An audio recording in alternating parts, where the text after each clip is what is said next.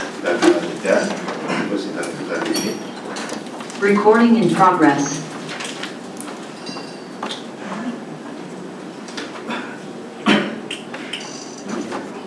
Selanjutnya Majelis 3 akan memeriksa dan menyidangkan sengketa pajak atas nama PT Arion Indonesia. Ini ada 15 sengketa gugatan sidang perdana terbuka umum dari pihak tergugat. Silakan, yang hadir siapa? Baik, terima kasih Yang Mulia. Pada persidangan kali ini kami dari pihak tergugat diwakili oleh Ibu Sari Triarsanti, kemudian ada Bapak Yayat Rahmono, Bapak Deddy Kusumanegara, Bapak Badrus Solikin, Ibu Barka Murah, saya Rahadi Ali Baskoro, Bapak Tri Herianto, dan Bapak Arindra Drastika. Terima kasih. Oke, baik. Kemudian dari pihak penggugat hari ini, Pak, silakan Pak, yang mewakili siapa? Baik, terima kasih Majelis. Dari pihak penggugat hari ini yang menghadiri secara onsite ada saya Kavi Permana dan Pak Rito Setiawan. Kemudian yang secara online ada kuasa Pak Fungsiawan, kemudian Pak Bu Rita sama Ibu Diana. Oke, baik. Semua hadir ya. Baik, agenda sidang hari ini, sidang sebelumnya ini dari pihak penggugat sudah menghadirkan ya ahli untuk menjelaskan terkait dengan apa yang menjadi sengketa ya, pertimbangan hukum dan lain sebagainya. Dan pada hari ini catatan majelis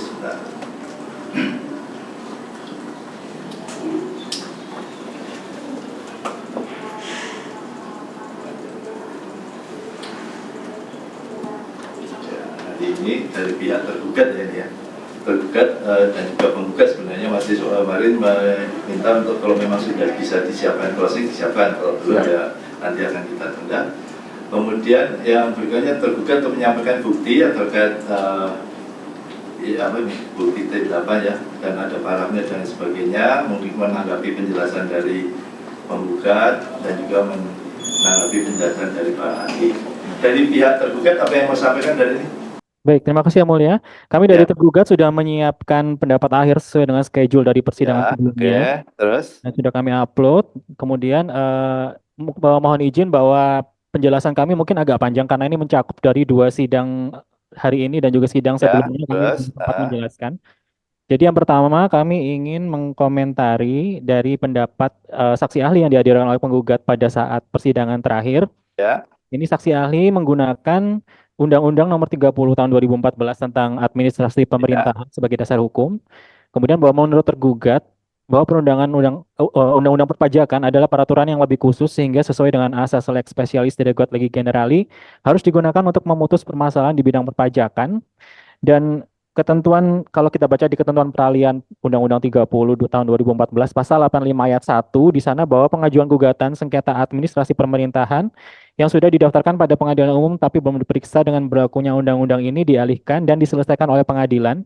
Dan jika kita lihat definisi pengadilan sesuai dengan pasal 1 angka 18, ini adalah pengadilan tata usaha negara, jadi bukan pengadilan pajak. Kemudian ini juga didukung oleh pasal 78 Undang-Undang Nomor 14 Tahun 2022 tentang pengadilan pajak, di mana diatur bahwa putusan pengadilan pajak diambil berdasarkan peraturan perundang-undangan perpajakan.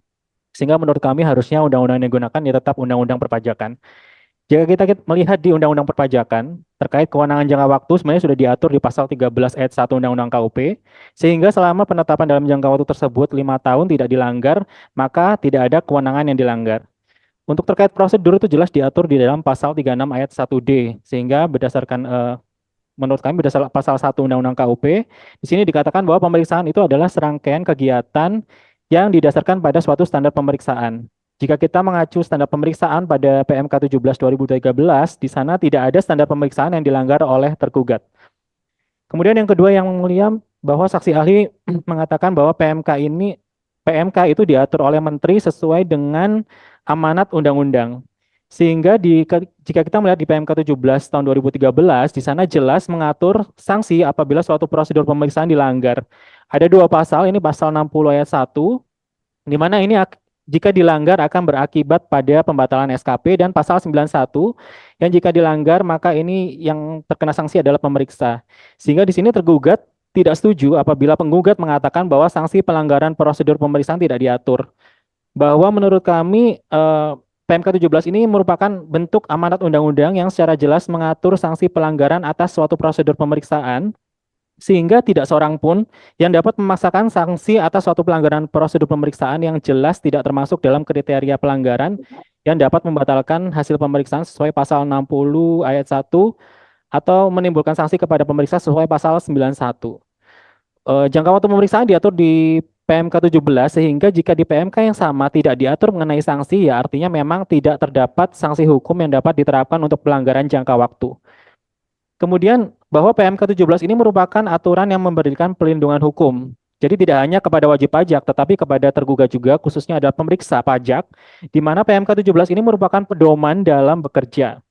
Tergugat dalam hari ini pemeriksa dapat memberikan suatu fleksibilitas pemeriksaan dengan tentunya menanggung risiko hanya sebesar yang sudah diatur di PMK pasal 17. Menurut tergugat bahwa pemberian hukuman akan suatu kesalahan melebihi dari yang sudah diatur merupakan bentuk ketidakadilan dan dapat melanggar asas legalitas. Sehingga dengan membatalkan produk pemeriksaan berarti menghukum tergugat melebihi yang sudah diatur sehingga dapat memunculkan ketidakadilan dan memberikan ketidakpastian hukum. Kemudian bahwa saksi ahli juga mengatakan upaya hukum itu bisa dilakukan bersamaan baik kepada pihak yang sama maupun pihak yang berbeda secara bersamaan. Nah, menurut kami bahwa ada pendapat saksi ahli yang diajukan menggugat bahwa upaya hukum bisa dilakukan secara bersamaan ini, pendapat kami adalah dengan melihat filosofi keberatan dan juga permohonan pengurangan atau pembatalan SKP sebagaimana diatur pasal 32 ayat 2 dan pasal 38 ayat 4 huruf A PP 50 tahun 2022 bahwa menurut tergugat berpendapat tidak dibenarkan jika upaya hukum itu terkait materi dan upaya hukum terkait prosedur dilakukan secara bersamaan. Kemudian kita tidak bisa mengesampingkan fakta bahwa penggugat ini juga telah mengajukan keberatan baik atas SKP maupun STP. Jadi bahwa pada tanggal 15 Desember dan 22 Januari penggugat telah mengajukan keberatan atas SKP dan STP yang diajukan objek gugatan. Kemudian dasar hukum kami adalah tentunya di penjelasan pasal 25 Undang-Undang KUP yang menyebutkan bahwa keberatan yang diajukan adalah mengenai materi atau isi dari ketetapan pajak. Bahwa dalam pasal 25 Undang-Undang KUP beserta penjelasannya dapat dipahami dengan jelas bahwa penggugat dapat mengajukan keberatan atas SKP yang tidak disetujuinya di mana keberatan yang diajukan adalah mengenai materi atau isi ketetapan pajak tersebut. Sehingga dengan mengajukan keberatan artinya penggugat ini sudah setuju bahwa SKP tersebut adalah sah. Kemudian saksi ahli juga mengatakan bahwa di seluruh prosedur di mana-mana formil itu akan diuji terlebih dahulu baru material. Nah, dengan mengajukan keberatan artinya bahwa penggugat ini kan meminta kepada Direktorat Jenderal Pajak untuk materinya tolong dibahas.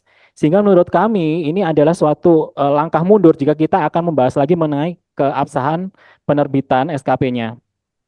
Menurut pasal 2 ayat 4 PMK 202 tahun di sini mengatakan bahwa alasan selain materi tidak dapat dipertimbangkan di proses keberatan. Kemudian ada informasi lagi yakni yang terkait dengan STP yang sudah kami tolak formil di proses keberatan karena bukan objek. Di sini penggugat mengajukan pasal 36 ayat 1A dan ayat 1C di mana ada 4 STP. Jadi yang diajukan pasal 361A ada 3 STP, yang 361C ada 1 STP. Nah, menurut kami bahwa jelas yang diajukan dalam pasal 361A itu adalah mengenai masalah kekhilafan atau bukan karena kesalahan wajib pajak. Dengan demikian dapat disimpulkan bahwa pada saat penggugat mengajukan pengurangan atau penghapusan 361A, maka penggugat sudah tidak mempermasalahkan lagi baik itu adalah keabsahan STP maupun kebenaran atas penerbitan STP tersebut. Dengan kata lain bahwa penggugat ini mengaku bersalah dan meminta kebaikan hati dari Direktorat Jenderal Pajak untuk mengurangkan atau menghapus STP tersebut dengan menilai pada unsur kekhilafan atau bukan karena kesalahannya. Nah, selain setuju dengan keabsahan dan kebenaran penerbitan STP bahwa berdasarkan pasal 5 ayat 5 PMK 8 tahun 2013, ini juga merupakan bentuk mempertegas kepastian hukum bahwa wajib pajak ini tidak boleh menempuh upaya hukum seluruh upaya hukum atas satu ketetapan, namun harus memilih dan yakin akan pendapatnya sendiri apakah masih akan mempermasalahkan keabsahan STP, ketidakbenaran penerbitan, ataukah sudah tidak mempermasalahkan lagi keabsahannya dan hanya meminta kebaikan hati DJP saja melalui pengurangan atau penghapusan sanksi yang tercantum pada STP. Dengan demikian dapat kami simpulkan bahwa dengan mengajukan 361A atas 3 STP, penggugat secara tidak langsung mengakui keabsahan dan kebenaran penerbitan STP dan menggugurkan argumen penggugat dalam surat gugatannya. Dan dengan demikian juga bahwa 3 produk hukum diakui keabsahannya, maka seluruh produk hukum yang diterbitkan pada pemeriksaan yang sama juga otomatis diakui keabsahannya. Ini juga mengingat fakta bahwa sebagian dari produk pemeriksaan tidak diajukan gugatan.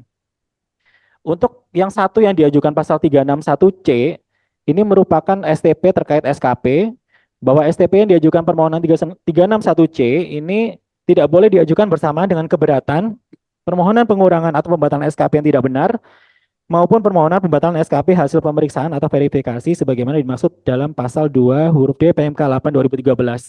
Dengan demikian, upah hukum yang diajukan bersamaan bertentangan dengan Undang-Undang KUP, PP 50 tahun 2022 dan juga PMK 8 tahun 2013. Dapat disimpulkan bahwa pendapat saksi ahli yang diajukan penggugat bahwa upaya hukum secara bersamaan itu bertentangan dengan ketiga dasar hukum yang sudah kami sebutkan di atas. Pengajuan 36 ini juga menambah inkonsistensi penggugat selain mengingat fakta tadi sebagian produk pemeriksaan tidak diajukan gugatan. Kemudian khusus untuk yang gugatan atas SK pasal 16 di sini menurut kami bahwa penggugat tidak menjelaskan tentang adanya salah prosedur dan tata cara penerbitan CAP, pembetulan atau surat ketetapan pajak. Kemudian yang mulia bahwa gugatan atas prosedur pemeriksaan yang berujung pada petitum pembatalan produk hukum hasil pemeriksaan ini sebenarnya sudah sangat sering terjadi sehingga tanpa mengurangi rasa hormat kepada majelis hakim, kami sampaikan beberapa putusan pengadilan dan juga putusan Mahkamah Agung yang pada intinya menolak permohonan gugatan wajib pajak dengan amar pembatalan produk hukum pemeriksaan dengan alasan jangka waktu pemeriksaan. Ini ada di halaman 65 penjelasan tertulis kami. Jadi kalau kita lihat fakta persidangan di beberapa putusan, ini ada fakta bahwa memang tergugat tidak melakukan perpanjangan pemeriksaan. Namun pada akhirnya kesimpulannya gugatan tetap ditolak. Alasan penolakan tersebut dapat kami rangkum. Yang pertama adalah bahwa tidak terdapat norma hukum yang menyatakan apabila jangka waktu pemeriksaan terlampaui, maka produk hukum itu berupa SKP itu dapat dibatalkan. Bahwa hal ini dapat dimengerti mengingat PMK 17 tahun 2013 junto PMK 18 2015 hanyalah peraturan pelaksanaan dari ketentuan pasal 31 ayat 1 dan 2 Undang-Undang KUP. Bahwa sebagaimana tujuan dari ketentuan mengenai jangka waktu pemeriksaan dimaksudkan sebagai sarana bagi organisasi DJP untuk mengukur dan mengawasi kinerja pegawainya dalam hal ini pemeriksa pajak dalam hubungannya dengan reward dan punishment.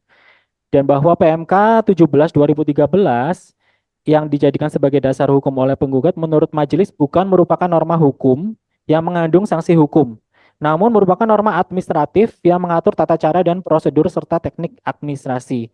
Bahwa dengan demikian karena merupakan norma administratif, maka PMK 17 tidak mengatur sanksi akibat tidak dipenuhinya ketentuan jangka waktu pemeriksaan dan atau tidak disampaikannya pemberitahuan perpanjangan jangka waktu pengujian sehingga mengakibatkan ketetapan yang diberikan menjadi tidak benar atau mengalami cacat hukum. Bahwa berdasarkan pasal 36 ayat 1 huruf D Undang-Undang KUP dapat disimpulkan bahwa pembatalan hasil pemeriksaan dari hasil pemeriksaan dapat dilakukan dalam hal pemeriksaan dilaksanakan tanpa penyampaian SPHP atau tanpa pembahasan akhir hasil pemeriksaan dan dengan wajib pajak. Dan SKP KB Aqua dapat diketahui bahwa penerbitan SKP KB Aqua masih dalam batas kewenangan yang diberikan peraturan perundang-undangan perpajakan kepada DJP, yakni dalam masih 5 tahun, sebagaimana diatur pasal 13 ayat 1 Undang-Undang KUP. Menurut kami bahwa gugatan ini akan berdampak pada pembatalan sehingga kita harus melihat di dalam pasal 60 ayat 1 PMK 17 tahun 2013 dan pemeriksa dalam hal ini tidak melanggar pasal yang ada di sana sehingga SKP-nya tidak bisa dibatalkan. Selanjutnya yang mulia terkait dengan bukti terima perpanjangan jangka waktu pemeriksaan 1 yang disampaikan secara langsung pada saat pra-SPHP tanggal 14 April 2023. Di sini yang bisa tergugat sampaikan adalah bukti kehadiran penggugat dalam pra-SPHP tersebut dan di sana yang hadir adalah ada 3 yakni Ubaidillah, Vita Yulianingrum dan Neva Ristiana dan dalam hal ini tergugat pemeriksa tidak bisa mengingat siapa di antara ketiga orang tersebut yang menandatangani surat pemberitahuan perpanjangan.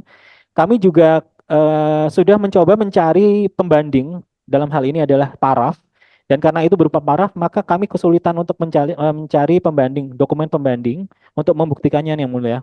Namun, sebagaimana diatur dalam PMK 17, jangka waktu pemeriksaan itu tidak termasuk dalam kriteria pelanggaran yang dapat membatalkan hasil pemeriksaan sesuai pasal 60 ayat 1 atau menimbulkan sanksi kepada pemeriksa sesuai pasal 91. Sehingga menurut kami ini tidak memberi dampak. Kemudian terkait permasalahan kewenangan, ini kami belum jelaskan di sidang sebelumnya bahwa format ST banding atau gugatan itu sudah sesuai dengan SE 65 2012, sedangkan format SPHP ini sudah sesuai dengan PMK 17 tahun 2013 tentang tata cara pemeriksaan, sehingga apabila penggugat merasa keberatan ya jalannya adalah uji materi. Kemudian terkait dengan undangan pembahasan akhir kedua, pada persidangan tanggal 4 April 2024, penggugat mempermasalahkan resi undangan pembahasan akhir yang kedua seolah-olah tidak menerima undangan pembahasan akhir yang kedua. Bahwa tergugat berpendapat pada saat penggugat mempermasalahkan resi undangan pembahasan akhir kedua itu hanyalah merupakan upaya penggugat untuk mengaburkan fakta. Faktanya bahwa undangan kedua diserahkan langsung dan telah diterima secara langsung oleh saudari Vita, dan pada persidangan tanggal 4 April tergugat menunjukkan bukti diterimanya undangan pembahasan akhir pemeriksaan yang kedua tersebut, dan setelah kami tunjukkan, baru saudari Vita mengakui fakta tersebut. Kemudian sebelum undangan pembahasan akhir kedua diserahkan pada 10 Agustus 2023, sehari sebelumnya, undangan sudah diantarkan ke penggugat namun ditolak karena saudari Vita tidak ada di tempat. Selanjutnya pemeriksa di sini menitipkan pesan kepada saudara Muhnur Puguh Widodo atau disebut Bapak Puguh, di mana Bapak Puguh ini adalah orang yang diajak oleh Bapak Rinto Setiawan untuk menemui pemeriksa pajak pada saat proses pemeriksaan PT Arion. Bapak Puguh sudah menginfokan perihal undangan tersebut kepada saudara Rinto Setiawan melalui WhatsApp, namun undangan tetap diserahkan langsung kepada wajib pajak. Dan perlu diingat bahwa yang dipermasalahkan oleh penggugat adalah undangan kedua, pembahasan akhir kedua, sedangkan terkait pembahasan akhir yang pertama tidak ada masalah apapun dan sudah dilaksanakan. Walaupun memang belum dilakukan penandatangan berkas closing karena penggugat yang menunda-nunda, penggugat dalam hal ini adalah Abdullah beserta tim konsultan beralasan mengejar keberangkatan pesawat dan minta berkas closing dikirim email. Kemudian Abdullah menyatakan akan mengajukan keberatan. Selanjutnya yang terjadi justru pada 5 Juni, penggugat mengajukan peminjaman kembali dokumen yang sudah diserahkan dan membuat surat tanggapan SPHP kedua. Dengan demikian yang mulia dapat kami simpulkan bahwa alasan-alasan yang diajukan oleh penggugat selama persidangan itu tidak bisa atau tidak membuat petitum yang diajukan penggugat bisa di-approve karena sudah jelas bahwa ini tidak bisa membatalkan hasil pemeriksaan sesuai dengan undang-undang yang sudah kami sebutkan di penjelasan kami. Demikian yang mulia. Oke, baik, itu ya penjelasan tanggapan ya terkait dengan penjelasan dari penggugat ya di sidang-sidang sebelumnya. Ada lagi dari tergugat? Cukup, itu aja? Dari kami cukup yang mulia. Cukup, baik. Baik, berikutnya kesempatan yang diberikan kepada penggugat. Apa yang mau disampaikan hari ini? Silakan. Apa closingnya juga sudah disiapkan? Baik, izin majelis untuk closing nanti kami di persidangan selanjutnya. Oke, baik ya. Namun pada persidangan kali ini kami akan menyampaikan, tadi kan disampaikan oleh tergugat bahwa tergugat telah melakukan perpanjangan tanggal 14 April melalui surat tertanggal 3 April. Perlu penggugat sampaikan, seharusnya kan jangka waktu perpanjangan itu berakhir pada tanggal 28 Februari 2023. Nah, tetapi kenapa tergugat baru menyampaikan surat perpanjangan ini pada tanggal 14 April? Kemudian juga tergugat tidak bisa menyatakan atau tidak bisa membuktikan bahwa surat perpanjangan ini telah disampaikan kepada penggugat, karena tadi disampaikan oleh tergugat itu tidak tahu para siapa yang menerima, sehingga menurut hemat kami sebagai penggugat, apabila tergugat tidak bisa membuktikan, itu sudah seharusnya dianggap tidak dilakukan penerbitan perpanjangan gitu, karena memang tidak dapat dibuktikan untuk penyampaian tersebut. Kemudian selanjutnya mengenai surat pernyataan Pak Puguh, itu kami juga sudah membuat surat pernyataan juga yang menyatakan bahwa kami tidak pernah memberikan surat kuasa kepada Pak Puguh, dan juga Pak Puguh itu bukan merupakan pihak dari tim pemeriksa maupun pihak dari kami sebagai penggugat gitu.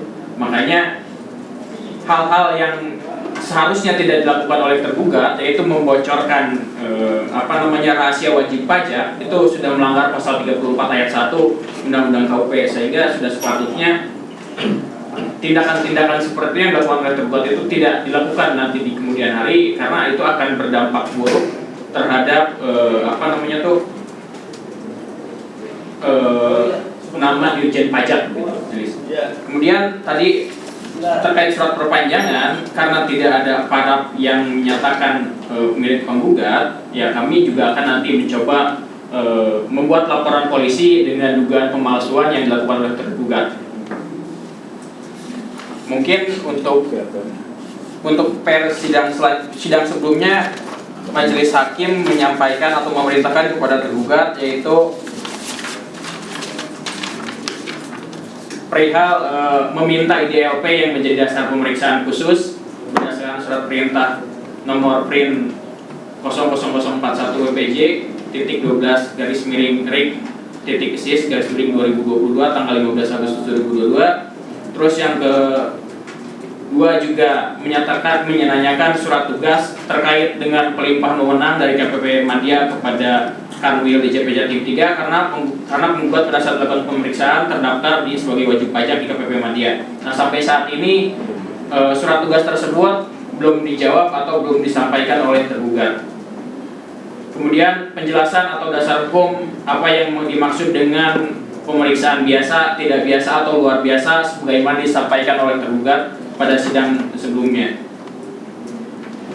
Kemudian juga menanyakan kepada penggugat penjelasan tertulis mengenai penyampaian surat undangan pembahasan akhir hasil pemeriksaan kedua tanggal 9 Agustus 2023 karena terlalu mepet dengan waktu pelaksanaan, di mana kami mendapatkan surat undangan itu tanggal 10 Agustus jam 9 pagi dan kami diundang untuk melakukan pembahasan akhir itu jam 10 pagi. Mungkin itu nanti mohon dijawab dulu oleh tergugat. Sebentar, tergugat apakah tadi ya penjelasan tertulisnya apakah sudah ada tanggapan terkait kenapa yang melakukan pemeriksaan itu Kanwil bukan KPP Madya? Terkait dengan latar belakang pemeriksaan yang mulia sudah ada di closing kami juga di halaman 60. Di halaman berapa? Ya, halaman 6. Ini kami mengacu ke penjelasan tertulis nomor sengketa 011144. Ya, enggak, Majelis menanyakan apakah sudah ada penjelasannya?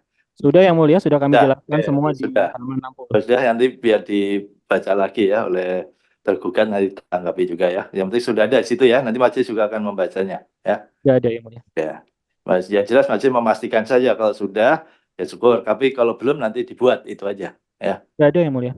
Oke, kemudian terkait tanggapan yang lain dari penggugat apakah juga sudah dijawab di sana? Tadi yang barusan disampaikan.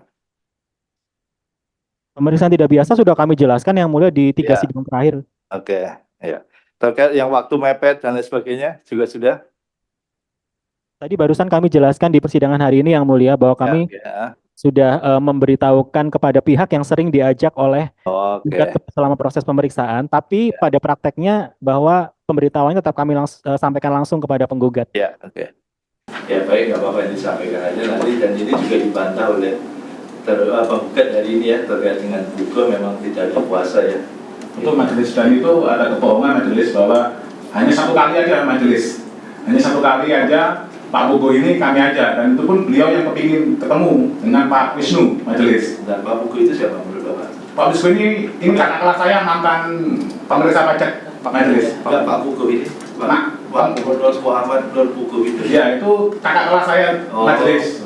Alumni dari DJP, mantan DJP, dia udah resign dari DJP, kepingin, karena kan saya curhat, ini kenapa kok ada pemeriksaan terlalu banyak pelanggaran prosedur, udah saya temui supervisornya siapa gitu.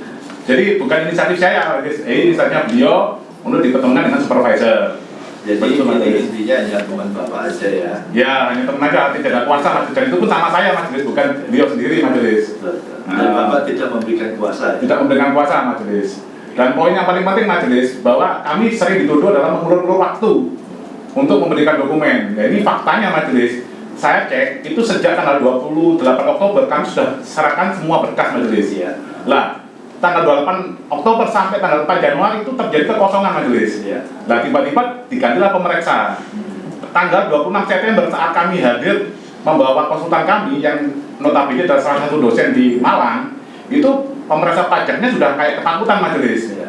Nah itu pun bocor, kedatangan kami ke Kanwil itu bocor ke di antara pemeriksa pajak di antara konsultan pajak semalam saya majelis. Nah, ini ada apa kamu kok datang ke Kanwil gitu loh. Jadi sepertinya di Kanwil DJP 3 ini ada banyak-banyak mata-mata majelis. Dan itu pun terduganya yaitu adalah oknum pemerintah sendiri yang membocorkan kedatangan kami kepada konsultan pajak. Maunya itu mungkin pakai jasa konsultan pajak yang lain. Terus ini yang sebelum kami hadirkan ahli lagi majelis, karena kan tadi dari pihak tergugat menghadirkan banyak putusan. Nah, kami juga sudah membawa ada 3 putusan majelis, salah satunya adalah putusan majelis 3A yang diketuai oleh ini ketua majelis sendiri.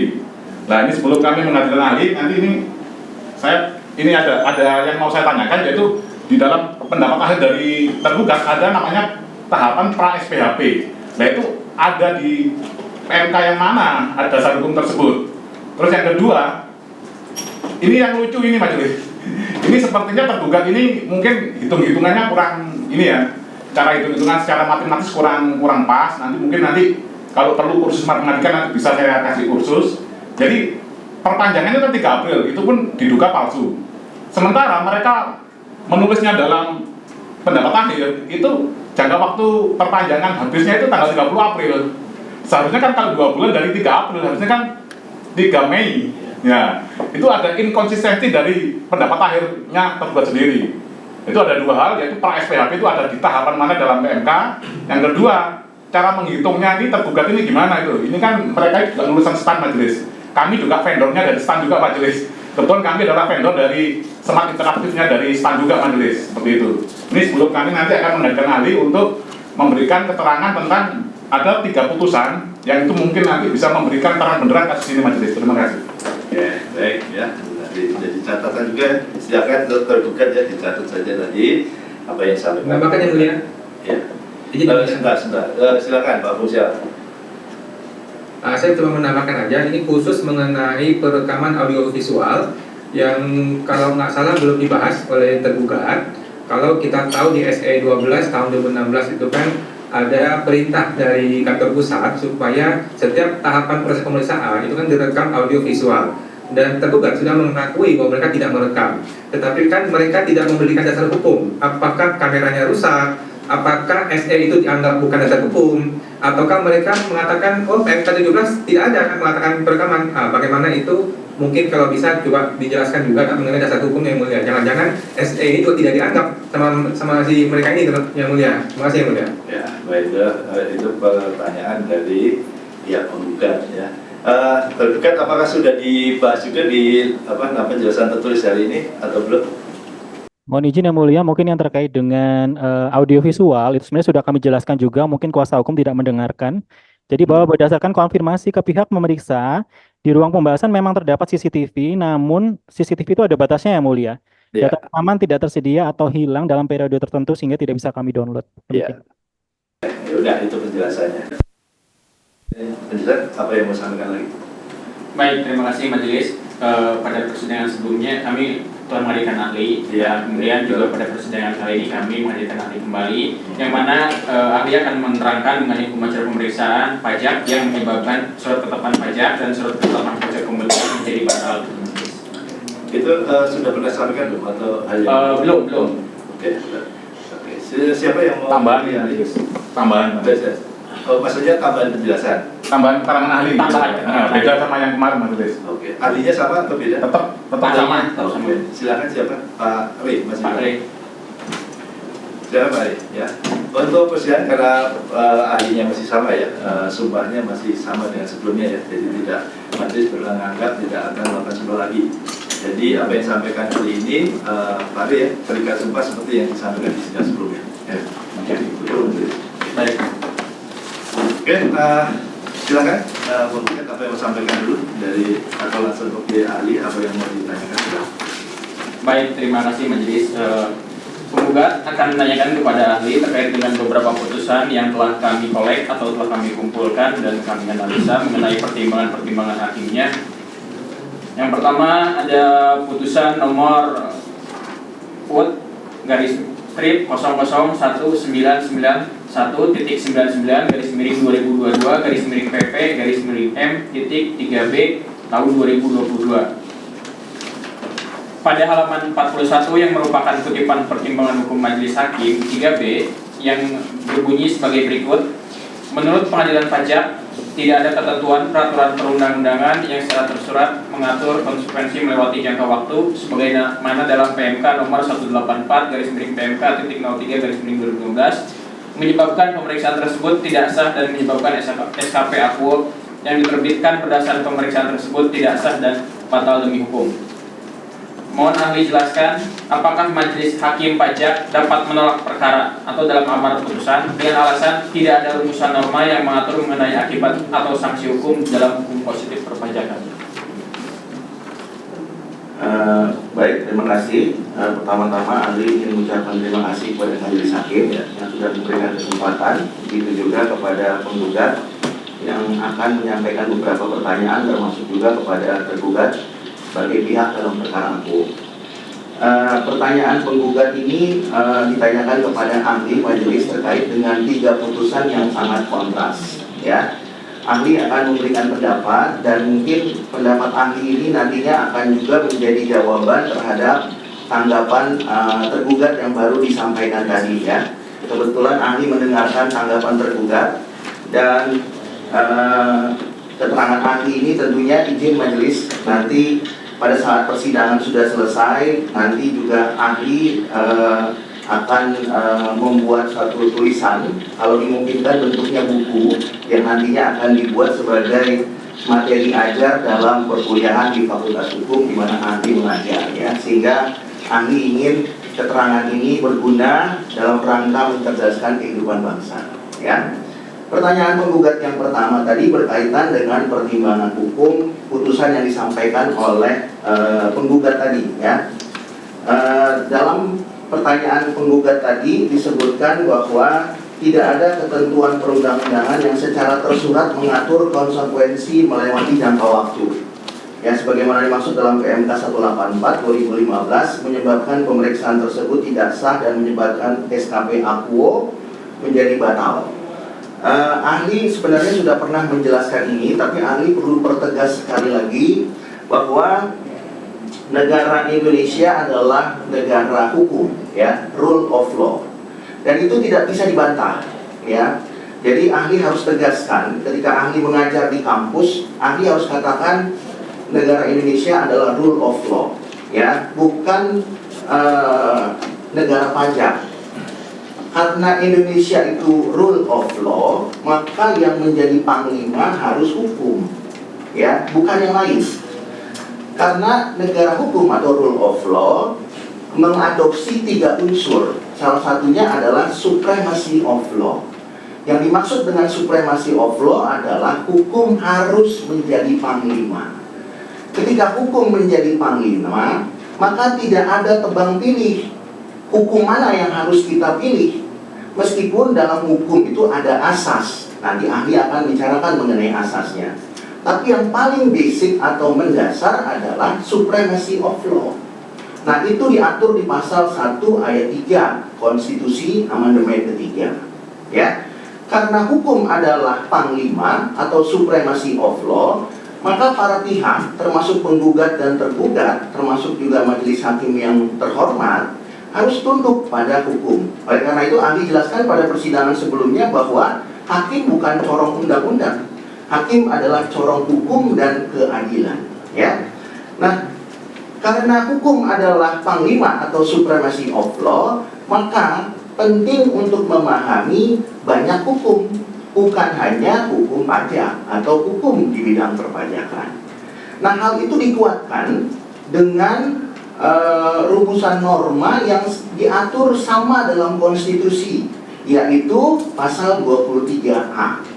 Di dalam pasal 23A, rumusan normanya sangat jelas bahwa pajak, ya, pajak itu adalah pungutan yang bersifat memaksa untuk keperluan negara diatur dengan undang-undang. Di dalam rumusan norma tersebut tidak disebutkan undang-undang perpajakan. Ini harus dicatat ya, karena ahli harus sampaikan ini majelis hakim. Karena kalau ahli menyampaikan ke mahasiswa harus undang-undang perpajakan, maka mereka tidak perlu belajar hukum yang lain. Nah, oleh karena itu tidak ada gunanya juga fakultas hukum. Ya, kalau memahami hukum di fakultas hukum harus memahami hukum sebagai sistem norma. Sistem norma itu adalah bagian yang sangat besar sekali. Ya. Kenapa kuliah di fakultas hukum itu sampai 4 tingkat? Sarjana hukum, magister penotariatan, sampai doktor hukum. Jadi hanya fakultas hukum yang punya 4 gelar akademik, yang lain hanya 3. Kenapa? Karena sistem norma itu sangatlah luas, tidaklah mudah untuk memahami hukum. Ya, itu sebabnya di negara Paman Sam itu School of Law adalah fakultas yang paling menantang dan bergengsi. Ya. Nah, kembali kepada rumusan norma pasal 23A Konstitusi, bahwa pajak itu tidak hanya diatur dalam undang-undang perpajakan, disebutkan di sana undang-undang. Nah, pertanyaannya, kalau begitu apakah harus undang-undang KUP? Apakah harus undang-undang PP? Apakah harus undang-undang PPSP? Atau apakah harus undang-undang material, PPN, PBB, Bea Metrai? Apakah harus itu? Ya, rumusan normanya sudah jelas mengatakan hanya undang-undang. Jadi pasal 1 ayat 3 dan pasal 23A itu relevan, tidak kontralegis, tapi saling mendukung satu dengan yang lain. Nah, hal itu dikuatkan kembali ya di dalam pasal 10 Undang-Undang Kekuasaan Kehakiman. Hakim dilarang menolak perkara karena dasar hukumnya tidak ada atau dasar hukumnya tidak jelas. Ya, jelas Undang-Undang Kekuasaan Kehakiman ini adalah payung bagi semua hakim dan semua peradilan yang ada di Indonesia. Kita mengetahui bahwa ada 4 peradilan di Indonesia: peradilan umum, peradilan agama, peradilan tun, dan peradilan militer. Peradilan pajak masuk sebagai peradilan khusus di bawah peradilan tun. Nah, oleh karena itu, maka sudah sangat jelas Undang-Undang Kekuasaan Kehakiman ini memerintahkan hakim untuk tidak hanya tunduk kepada hukum yang berkaitan dengan perkara yang ditanganinya, tapi harus menggali nilai-nilai termasuk norma yang tidak diatur di dalam peraturan yang biasa ditangani atau yang dikaitkan atau yang bersangkutan dengan perkara yang biasa ditangani. Jadi pemahaman Undang-Undang Kekuasaan Kehakiman itu sangat luas. Bahkan kalau kita mau cermati, rumusan normanya menyebutkan adalah hakim dilarang menolak perkara. Pengertian menolak itu harusnya tidak mungkin ada putusan NO. Tidak mungkin ada putusan tidak dapat diterima, karena menolak itu artinya perkaranya diperiksa. Ya. Nah, kalau mau dikaitkan kepada Undang-Undang PP itu diaturnya di pasal 80 ya, ada menolak. Nah, jadi kalau perkaranya itu berkaitan dengan peraturan yang tidak ada kaitannya langsung dengan pajak, tapi diatur di peraturan yang lain, maka sesuai dengan amanat pasal 10 Undang-Undang Kekuasaan Kehakiman, hakim harus menggali peraturan itu. Nah, pertimbangan hukum ini disebutkan tidak ada ketentuan perundang-undangan. Tentu menjadi pertanyaan, apakah betul tidak ada peraturan perundang-undangan? Jawabannya ada. Hanya saja peraturan itu tidak diatur di Undang-Undang KUP, tapi di peraturan lain. Ya, di mana diaturnya? Misalnya salah satunya Undang-Undang Administrasi Pemerintahan. Maka pernyataan tergugat yang tadi ahli dengarkan mengatakan bahwa karena ini perkara pajak lex spesialis, maka harus tunduk kepada ketentuan perpajakan. Itu benar, tapi itu tidak titik, koma. Ya, sepanjang diatur. Pertanyaannya, kalau tidak diatur di mana? Apakah boleh dilanggar? Tergugat ingin mengatakan tadi, kalau tidak diatur akibat hukum atau sanksinya, maka bolehlah tergugat melanggar itu. Kembali kepada prinsip negara kita negara hukum. Ya, tidak boleh melakukan tindakan hukum ya dengan alasan hukum apapun dengan cara melanggar hukum. Ya, itu prinsip semester 1. ya maka kemudian mahasiswa kuliah di Fakultas Hukum, ya. Nah, jadi kalau rumusan kalau pertimbangan hukumnya mengatakan tidak ada ketentuan, tentu jawabannya ada, tapi tidak ada di Undang-Undang KUP, ya. Karena yang tergugat persoalkan ini mengenai dua hal yang ahli tahu, ya majelis. Yang pertama mengenai pengujian, dan yang kedua mengenai pembahasan. Nanti ahli akan sampaikan pertimbangan hukum di perkara yang lainnya yang sangat ekstrim. Karena tergugat mengatakan ada rumusan norma yang mengatur mengenai kewajiban, yaitu kewajiban menyampaikan SPHP.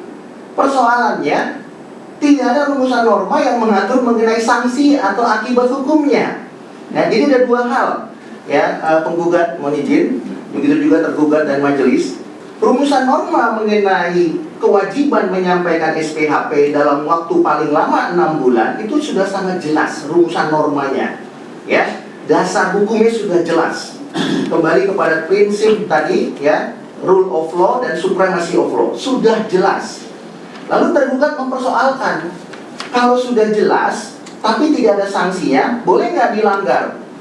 Ya, contoh tergugat tadi mengatakan pasal 60 PMK 17, junto pasal 36 ayat 1 huruf D Undang-Undang KUP. Di sana ada sanksinya. Jadi yang itu tidak boleh dilanggar. Ya. Nah, kembali lagi cara memahami hukum tidak seperti itu. Kalau itu yang kita pahami cara memahami hukum, maka negara kita akan semakin chaos. Orang akan memilah-milih, ya kan? Mari kita langgar ini karena tidak ada akibat hukumnya. Padahal rumusan normanya yang mewajibkan itu sudah ada, atau rumusan norma yang melarangnya sudah ada. Yang menjadi persoalan sanksinya.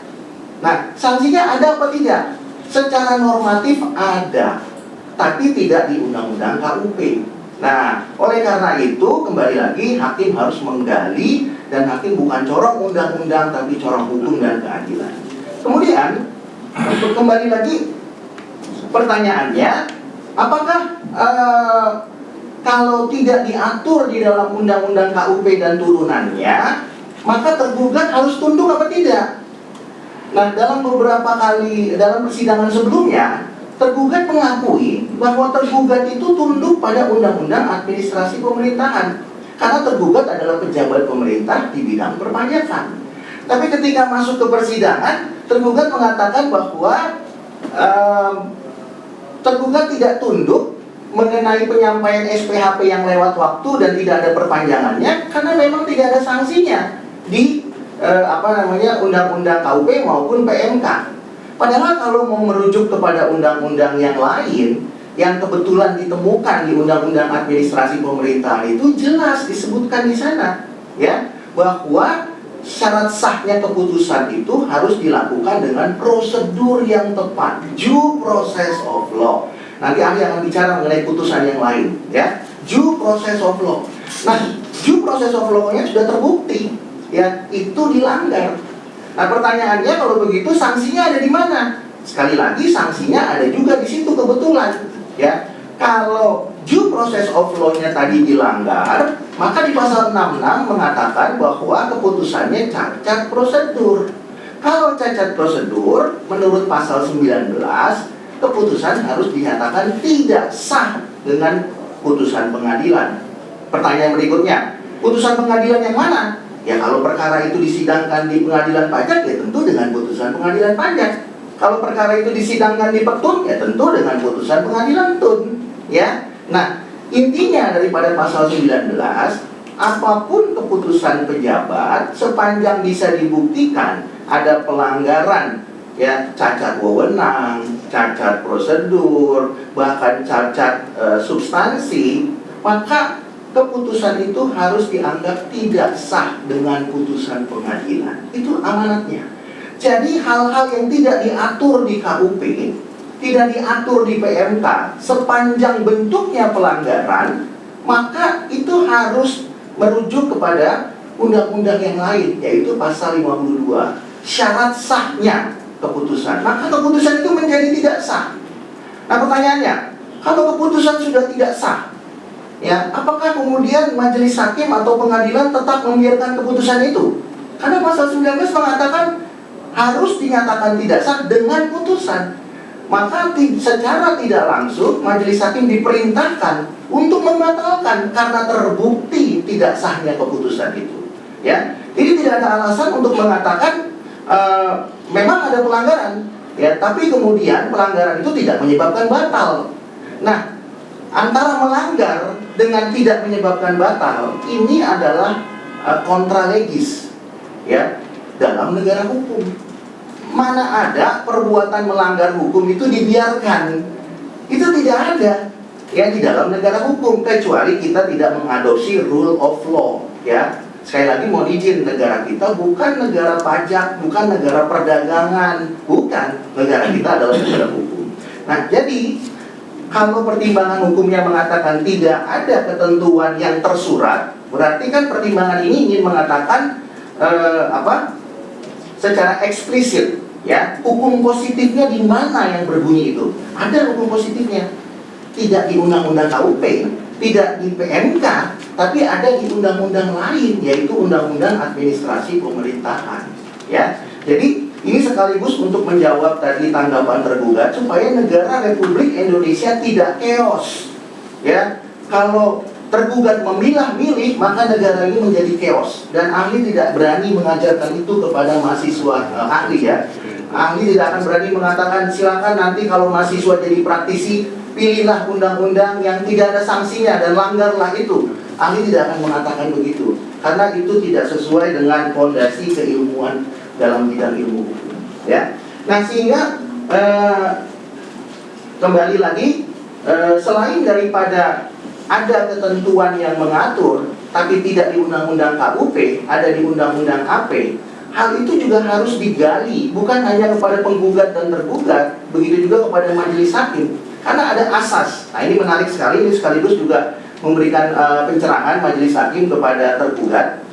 Ketika kita bicara asas, ya, ahli sudah jelaskan pada persidangan sebelumnya, mungkin ada baiknya penggugat dan tergugat membaca buku Profesor Esmi Warasi, ya, yang dalam bukunya menjelaskan bahwa hukum itu adalah sistem norma. Hukum pajak adalah bagian daripada sistem norma. Oleh karena itu hukum pajak disebut sebagai subsistem norma. Norma apa? Norma hukum pajak. Kemudian administrasi pemerintahan juga bagian lain sebagai subsistem norma di bidang administrasi pemerintahan. Nah, kalau ada perkara lain, ya, yang kemudian juga tidak diatur di dalam subsistem norma administrasi pemerintahan juga bisa diterapkan. Ahli berikan contoh misalnya perkara pasal 15 dan pasal 23 PPH, ya, mengenai pelayaran. Nah, tentunya kalau kita bicara definisi pelayaran, ya, itu tidak ada di Undang-Undang KUP maupun PMK turunannya. Adanya ya di Undang-Undang Pelayaran, adanya di Peraturan Menteri Perhubungan. Apa sih yang dimaksud dengan pelabuhan? Apa sih yang dimaksud dengan pelayaran? Definisinya ada di situ. Tapi kalau kita bicaranya ke KMK, PMK, atau Undang-Undang KUP ya tidak ada. Nah, pertanyaannya kalau tidak ada terus gimana? Ya kan? Ada dua kemungkinan. Ada di peraturan lain atau majelis punya kewenangan melakukan fact-finding. Tapi sebelum fact-finding dilakukan, maka tentunya harus dicari subsistem norma yang lain. Itu kata Profesor Esmi Warasi. Cara memahami hukum itu seperti itu. Karena kalau tidak, kita akan seperti kuda yang diberi kacamata. Kita hanya maunya ini saja, dan apapun itu kita tidak mau tahu. Dan itu bukan yang diajarkan di Fakultas Hukum, ya. Kemudian berkaitan juga dengan kenapa Undang-Undang Administrasi Pemerintahan itu seperti tergugat aku itu juga harus dipertimbangkan, bahkan undang-undang yang lain atau hukum yang lain. Karena secara konkret kita tidak menemukan semua definisi di dalam Undang-Undang KUP dan turunannya.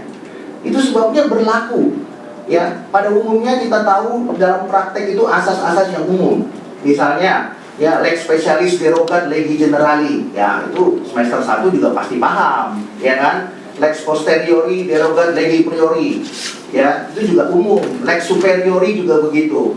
Nah, tapi ketika kita kaitkan dengan yang umum dipakai, contohnya lex specialis derogat legi generali, pertanyaannya adalah Bagaimana kalau lex spesialisnya tidak mengatur?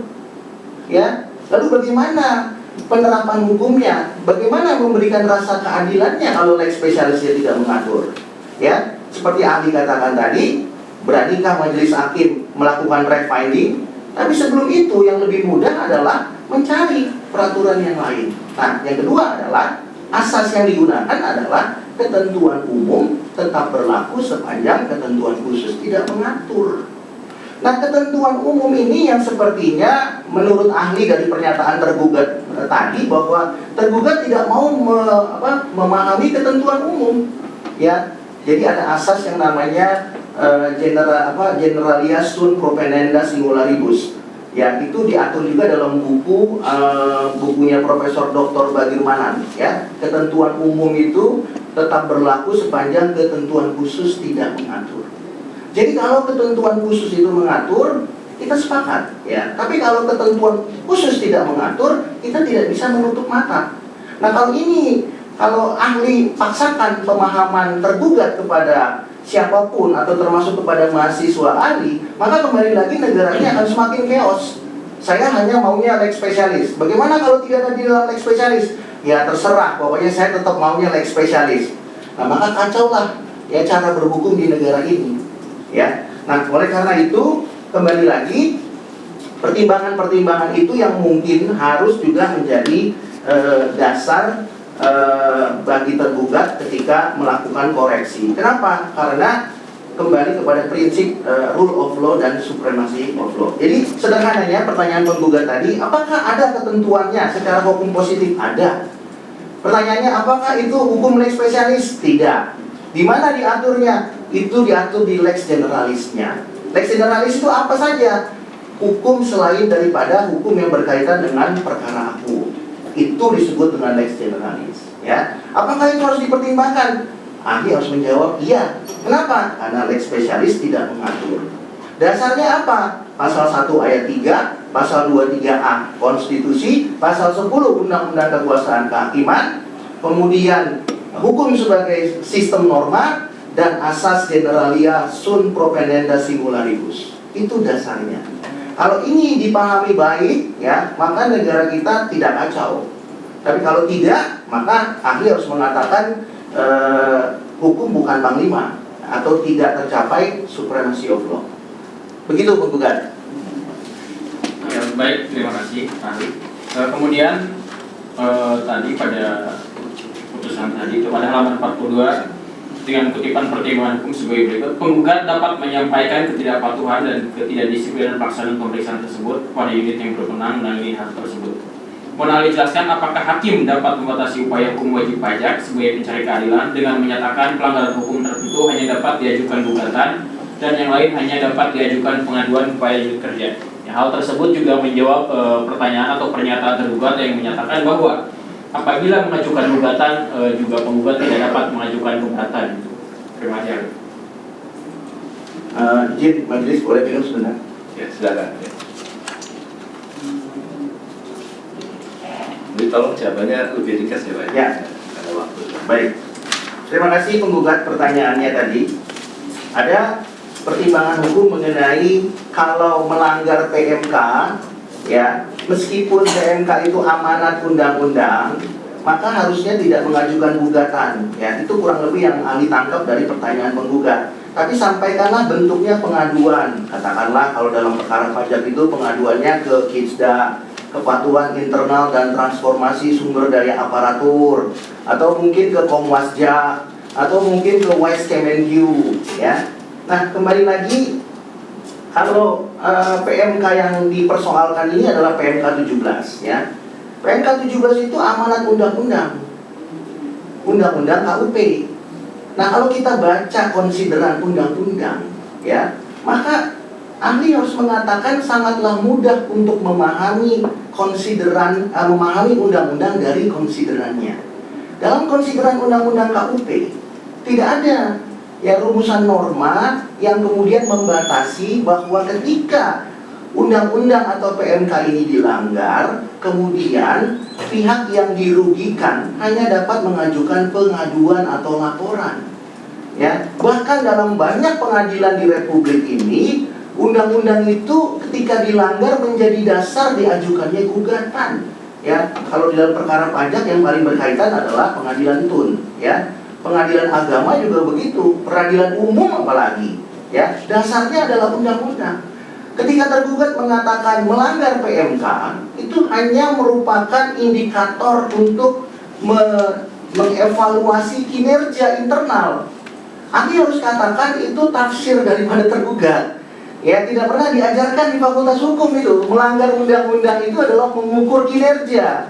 Jadi tidak bisa diajukan gugatan. Ya, ini adalah pemahaman yang menurut ahli, mohon maaf majelis, menyesatkan. Karena kalau mahasiswa tahu, ya kan, loh, kalau gitu kita cari PMK-nya, turunannya, kita langgar. Padahal itu amanat undang-undang. Ya, jadi pasal 31 ayat 1 dan ayat 2 itu mengatur mengenai tata cara pemeriksaan. Hanya teknisnya diatur oleh menteri. Nah, kalau kita belajar mata kuliah peraturan perundang-undangan, khususnya undang-undang P3, undang-undang itu tidak boleh mengatur teknis. Dia hanya mengatur yang sifatnya filosofis dan konseptual. Nah, oleh karena itu yang bersifat teknis diatur di dalam PMK.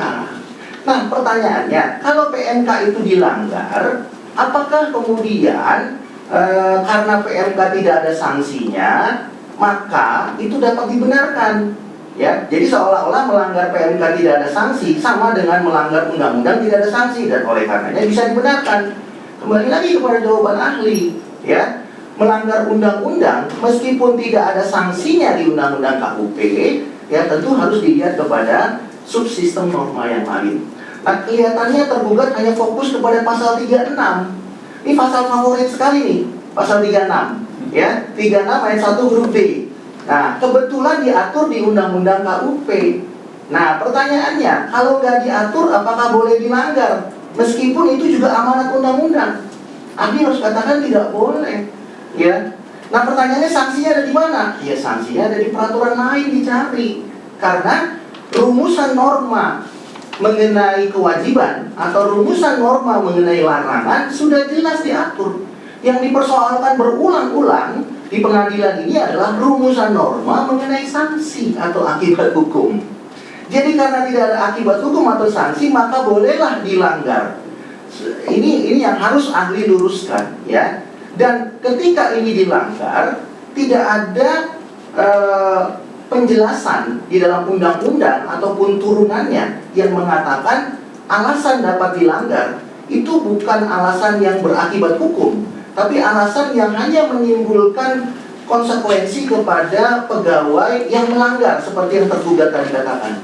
Perlu ahli jelaskan bahwa kewenangan tergugat ini bukan kewenangan yang melekat pada dirinya sendiri.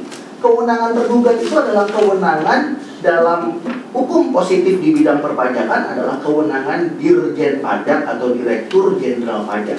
Jadi tidak ada kewenangan persona. Adanya adalah kewenangan pejabat yang disebut dengan Direktur Jenderal Pajak. Hanya kebetulan Direktur Jenderal Pajak punya jajaran yang sangat luas, ya. Ada lebih dari 30 kanwil, lebih dari mungkin 260 KPP setingkat eselon 3, lebih dari 260 mungkin setingkat eselon 4. Karena jajarannya banyak. Tapi dan tanggung jawab itu hanya Direktur Jenderal Pajak, ya. Pasal 14 ayat 4 dan pasal 14 ayat 8 Undang-Undang Administrasi Pemerintahan. Jadi yang namanya Kanwil, Direktur, Kakap, yang namanya tim pemeriksa, tim penyelidik keberatan, itu hanya bagian daripada infrastruktur Direktur Jenderal Pajak. Sehingga kalau mereka melanggar hukum, maka Dirjen Pajaklah yang melanggar hukum, ya. Jadi kembali ke pertanyaan penggugat tadi, maka ketika PMK itu dilanggar, tidak bisa ditafsirkan itu hanya pelanggaran yang sifatnya mengukur kinerja saja. Dan oleh karena itu hukumannya harus diberikan kepada yang melanggar, ya, atau pegawai DJP-nya, bukan Dirjen Pajaknya juga menurut tergugat, tapi pegawai DJP-nya. Nah, oleh karena itu ahli harus jelaskan bahwa pelanggaran yang dilakukan oleh jajaran Direktur Jenderal Pajak adalah sama dengan pelanggaran yang dilakukan oleh Dirjen Pajak, karena konsekuensi tanggung gugat dan tanggung jawab tadi, ya. Sehingga dengan demikian tidak ada penjelasan atau mungkin rumusan norma atau konsideran apapun yang mengatakan kalau melanggar PMK dan tidak ada sanksinya, ya, dan kalau PMK itu diamanatkan oleh undang-undang dan tidak ada sanksinya, maka bolehlah tetap dilanggar, ya. Ahli harus mengatakan tidak demikian cara berhukum, ya. Karena kalau itu dipahami, meskipun banyak putusan pengadilan pajak yang mengatakan betul seperti itu, ya, tapi ahli tidak akan berani mengatakan itu kepada mahasiswa, kecuali kalau tergugat berani mengatakan itu kepada publik, ya silakan saja. Tapi ahli tidak berani mengatakan itu karena itu bukan konsep supremacy of law dan rule of law. Begitu penggugat, ya. Baik, apa lagi? Ada lagi mau diinjak majelis? Ringkas saja, Pak. Oh, baik. Untuk pertanyaan kami ringkas nanti.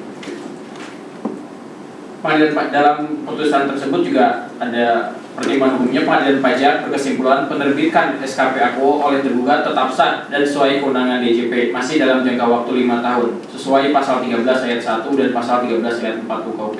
Mohon ahli jelaskan apakah perbedaan tahapan penerbitan SKP dengan pengujian lapangan dan pembahasan akhir dalam pemeriksaan pajak, apa dasar hukum atau normanya gitu?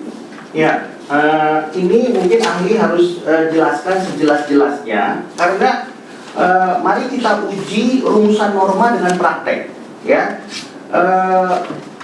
Apa yang menjadi praktek ahli harus katakan belum tentu benar sesuai rumusan normanya, ya. Ada beberapa pendapat yang mengatakan, Pak Rey, itu kan udah biasa, Pak. Ahli harus mengatakan saya tidak mau berpendapat berdasarkan kebiasaan. Saya harus berpendapat berdasarkan hukum positif dan rumusan normanya. Yang menjadi pertanyaan, apakah kemudian pengujian, pembahasan, dan penerbitan itu bisa dilakukan kapan saja dalam waktu 5 tahun? Atau memang masing-masing tahapan itu sudah diatur rumusan normanya berikut jangka waktunya?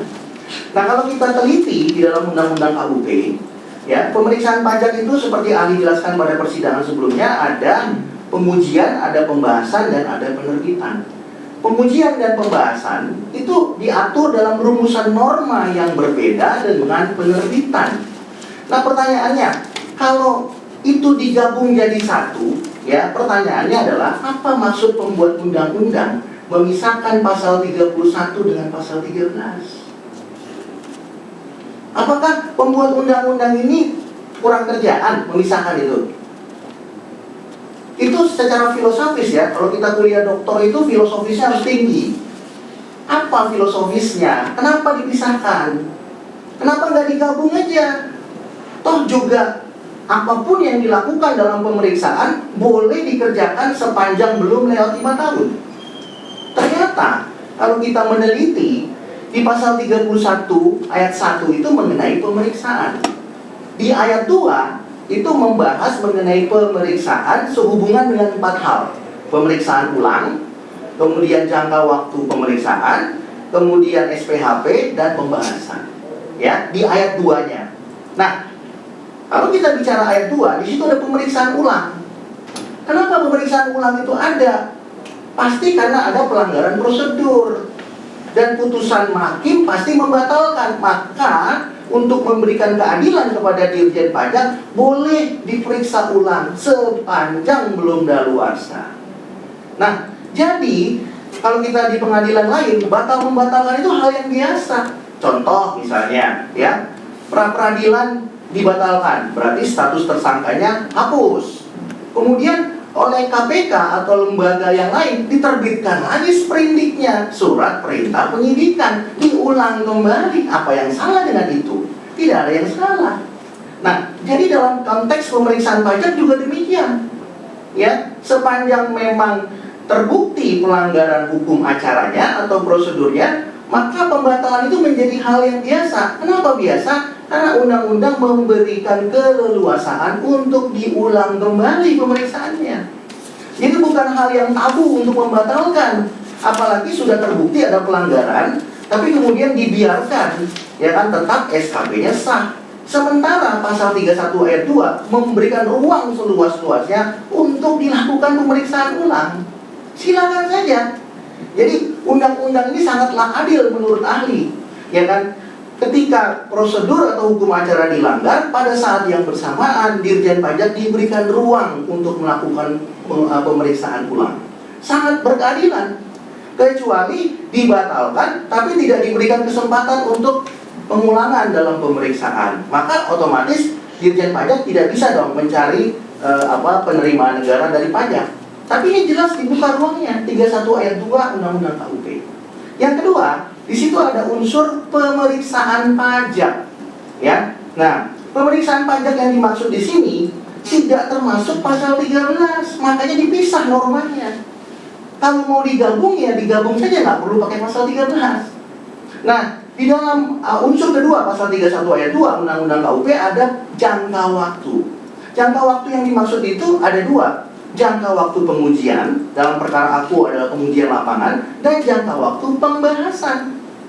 Ya. Nah, tidak digabungkan dengan penerbitan. Karena itu diatur di rumusan norma yang berbeda.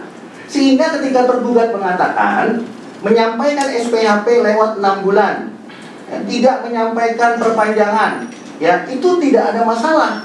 Loh, kenapa tidak ada masalah? Karena kembali lagi bahwa itu dilakukan masih dalam kurun waktu 5 tahun. Padahal ketika tergugat mengatakan SPHP harus disampaikan paling lama 6 bulan, tergugat sedang mengatakan atau sedang membicarakan pasal 31 ayat 2. Tapi ketika dia mengatakan alasannya kenapa tidak batal, ya dia menggunakan pasal 13. Ini tidak relevan dan tidak konsisten.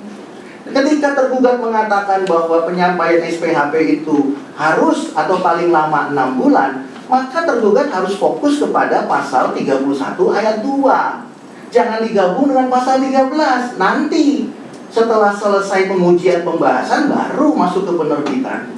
Ya. Jadi, pembuat undang-undang itu bukan dalam kebelunderan yang membuat rumusan norma yang tidak ada manfaatnya. Ya. Nah, ini yang menjadi pertanyaan para calon mahasiswa doktor hukum. Kenapa dibuat terpisah rumusan normanya? Ya. Apakah ini sekedar gimmick di DPR dengan presiden? Menurut ahli tidak. Ya, karena ini ada maksud dari tujuan pembuat undang-undang. Nah, di dalam ayat 2 selain disebutkan tadi pemeriksaan pajak itu berkaitan dengan pengujian, di situ juga ada pembahasan. Pembahasan telah jelas diatur. Karena di ayat 2 mengatakan tata cara pemeriksaan sebagaimana dimaksud pada ayat 1 diatur dengan peraturan menteri. Nah, peraturan menteri yang dimaksud adalah PMK 17 tadi yang terakhir dirubah dengan PMK 18 2021. Nah, di PMK itu ya ada 2 tahapan yang diatur. Tahapan pengujian dan tahapan pembahasan. Khusus pemeriksaan diatur tersendiri di pasal 13. Ya. Nah, jadi jangka waktu pemeriksaan yang dimaksud dalam pasal 31 ayat 2 itu adalah pengujian 6 bulan dan pembahasan 2 bulan. Nah, pertanyaannya, ya kan, kalau rumusan norma jangka waktu sudah diatur, ya kan, tapi tidak ada sanksinya, ya, bagaimana? Karena di dalam ayat 2 ya ada 4 unsur tadi ahli sudah jelaskan, ya. Unsur yang ketiga adalah penyampaian SPHP, lalu unsur yang keempat itu adalah pembahasan. Nah, jadi ada 4 unsur nih. Nah, 2 unsur penyampaian SPHP dan pembahasan itu diatur tersendiri di pasal 36. Ya, diatur tersendiri di pasal 36. Terpisah lagi. Bagaimana dengan 2 unsur yang lain? 2 unsur yang lain itu tidak diatur di dalam undang-undang KUP itu, tapi diatur dalam undang-undang yang lain. Pertanyaannya, apakah boleh? Ya boleh saja, itulah undang-undangnya. Ya, maka ahli harus mengatakan kalau tidak ada di undang-undang KUP dicari di tempat yang lain. Kalau tidak ada di tempat yang lain, kewenangan hakim menemukan hukum atau fact finding. Ya. Nah, kembali kepada 2 unsur yang tidak ada sanksi atau akibat hukumnya, yaitu pemeriksaan ulang, yang kedua adalah pemeriksaan pajak. Untuk pemeriksaan pajak itu adalah jangka waktu pengujian dan jangka waktu pembahasan. Nah, ini sudah diatur jelas jangka waktunya, 6 bulan untuk pengujian lapangan dan 2 bulan untuk pelaksanaan pembahasan. Nah, pertanyaannya adalah, kalau SPHP tidak disampaikan, apakah dibuktikan bahwa pengujian telah selesai? Jawabannya tidak. Untuk membuktikan pengujian telah selesai harus disampaikan SPHP. Pertanyaan berikutnya, apakah SPHP harus disampaikan tepat waktu? Tentu jawabannya iya, karena due process of law-nya begitu. Yang kedua, ya, bagaimana dengan pembahasan? Bagaimana dengan pembahasan yang tidak dilakukan sesuai dengan waktu yang ditentukan? Kembali lagi, itu juga bagian daripada due process of law. Nah, berkaitan dengan pembahasan, misalnya, pembahasan itu dibuktikan dengan apa? Dengan ditandatanganinya risalah ikhtisar berita acara. Nah, dalam perkara aku, persoalan pembahasan itu tidak ditandatangani karena hak penggugat tidak diberikan. Menurut penggugat yang diberikan kepada ahli dokumennya, penggugat menyampaikan tanggapan yang dimulai dari formalitas, lalu masuk ke materi. Lalu oleh tergugat tidak dituangkan di dalam risalah, sehingga penggugat tidak mau tanda tangan karena merasa haknya disolimi. Ya, apa yang disampaikan di dalam tanggapan harus dimuat dalam risalah. Itu perintahnya PMK, ya, di pasal 44. Jadi ketika ada pembahasan, maka harus dituangkan di dalam risalah pembahasan. Nah, ketika pembahasan atau risalah pembahasan itu tidak dibuat sesuai dengan tanggapan atau sanggahan, maka ahli harus mengatakan tidak dilaksanakan pembahasan. Karena apa gunanya dilaksanakan pembahasan kalau haknya penggugat tidak diberikan? Kalau kemudian tergugat hanya berpendapat yang penting ada undangan, yang penting ada pertemuan, tapi haknya penggugat tidak diberikan, maka tidak ada esensinya dong untuk melaksanakan pembahasan. Pembahasan itu dilaksanakan tujuannya memberikan hak kepada penggugat. Nah, kalau haknya tidak dituangkan dalam risalah, maka ahli harus mengatakan bahwa pembahasan dianggap demi hukum tidak dilaksanakan. Karena tidak ada esensi dilaksanakan pembahasan kalau hak penggugat tidak diberikan. Ya. Nah, kalau pembahasan itu dianggap tidak dilaksanakan, maka ada rumusan normanya mengenai sanksi, diatur di pasal 36 dan pasal 60 PMK. Ya. Nah, kebetulan ada rumusan normanya di situ. Ya, jadi SKP yang diterbitkan tanpa dilaksanakan pembahasan. Ini menjawab pertanyaan majelis hakim, pertanyaan tergugat kemarin yang saya lupa namanya, kasih TU, ya, yang mengatakan di mana rumusan norma atau dasar hukum yang mengatakan kalau menyampaikan SPHP lewat waktu tuh demi hukum dianggap tidak menyampaikan. Di mana dasar hukum atau rumusan norma yang mengatur kalau melaksanakan pembahasan tapi tidak memberikan hak kepada penggugat untuk dituangkan dalam risalah dianggap tidak melaksanakan pembahasan. Ya, nah itu nanti ahli akan bahas di putusan yang kedua. Ya, kenapa melakukan sesuatu tapi tidak sesuai due process of law dianggap demi hukum tidak melakukan? Ya, itu sebabnya kembali lagi bahwa pemahaman due process of law itu harus benar-benar solid. Ya, bukan sekedar melakukan. Ya, ahli berikan contoh pada persidangan sebelumnya itu dalam pemahaman mengenai one prestasi. Ya, betul dia melakukan sesuatu tapi tidak tepat waktu. Iya, betul dia melakukan sesuatu tapi tidak sebagaimana mestinya. Iya, betul dia melakukan sesuatu tapi tidak sesuai dengan yang disepakati dalam peringatan. Nah, jadi due process of law itulah yang kemudian harus dipahami. Nah, kemudian tadi penggugat menanyakan mengenai perbedaannya. Jadi ahli harus jelaskan kembali, ya. Kalau itu dimaknai bahwa pengujian itu boleh dilakukan kapan saja, ya, boleh 6 bulan, boleh 8 bulan, bahkan ahli menemui beberapa kasus 2 tahun tidak ada perpanjangannya. Pertanyaannya apakah itu boleh? Ya, kembali lagi, ya tadi ahli sudah jelaskan.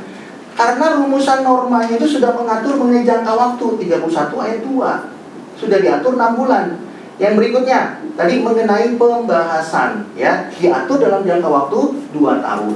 Sehingga ya jangka waktu 5 tahun itu ya bukan berarti tergugat bisa melakukan pengujian kapan saja. Katakanlah ini 5 tahun. Lalu tergugat bisa mengatakan begini, tergugat bisa melakukan pengujian 2 tahun, lalu kemudian pembahasannya 2 tahun, lalu sisa waktunya untuk penerbitan setahun. Kan totalnya masih 5 tahun.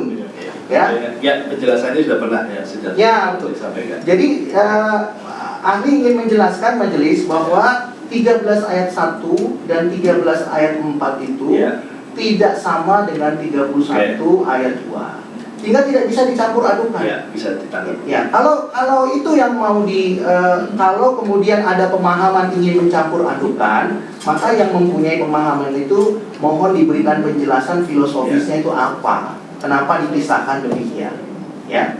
Nah, oleh karena itu kembali lagi pemahaman mengenai 13 ayat 1 itu berkaitan dengan pemahaman bukti permulaan, ya.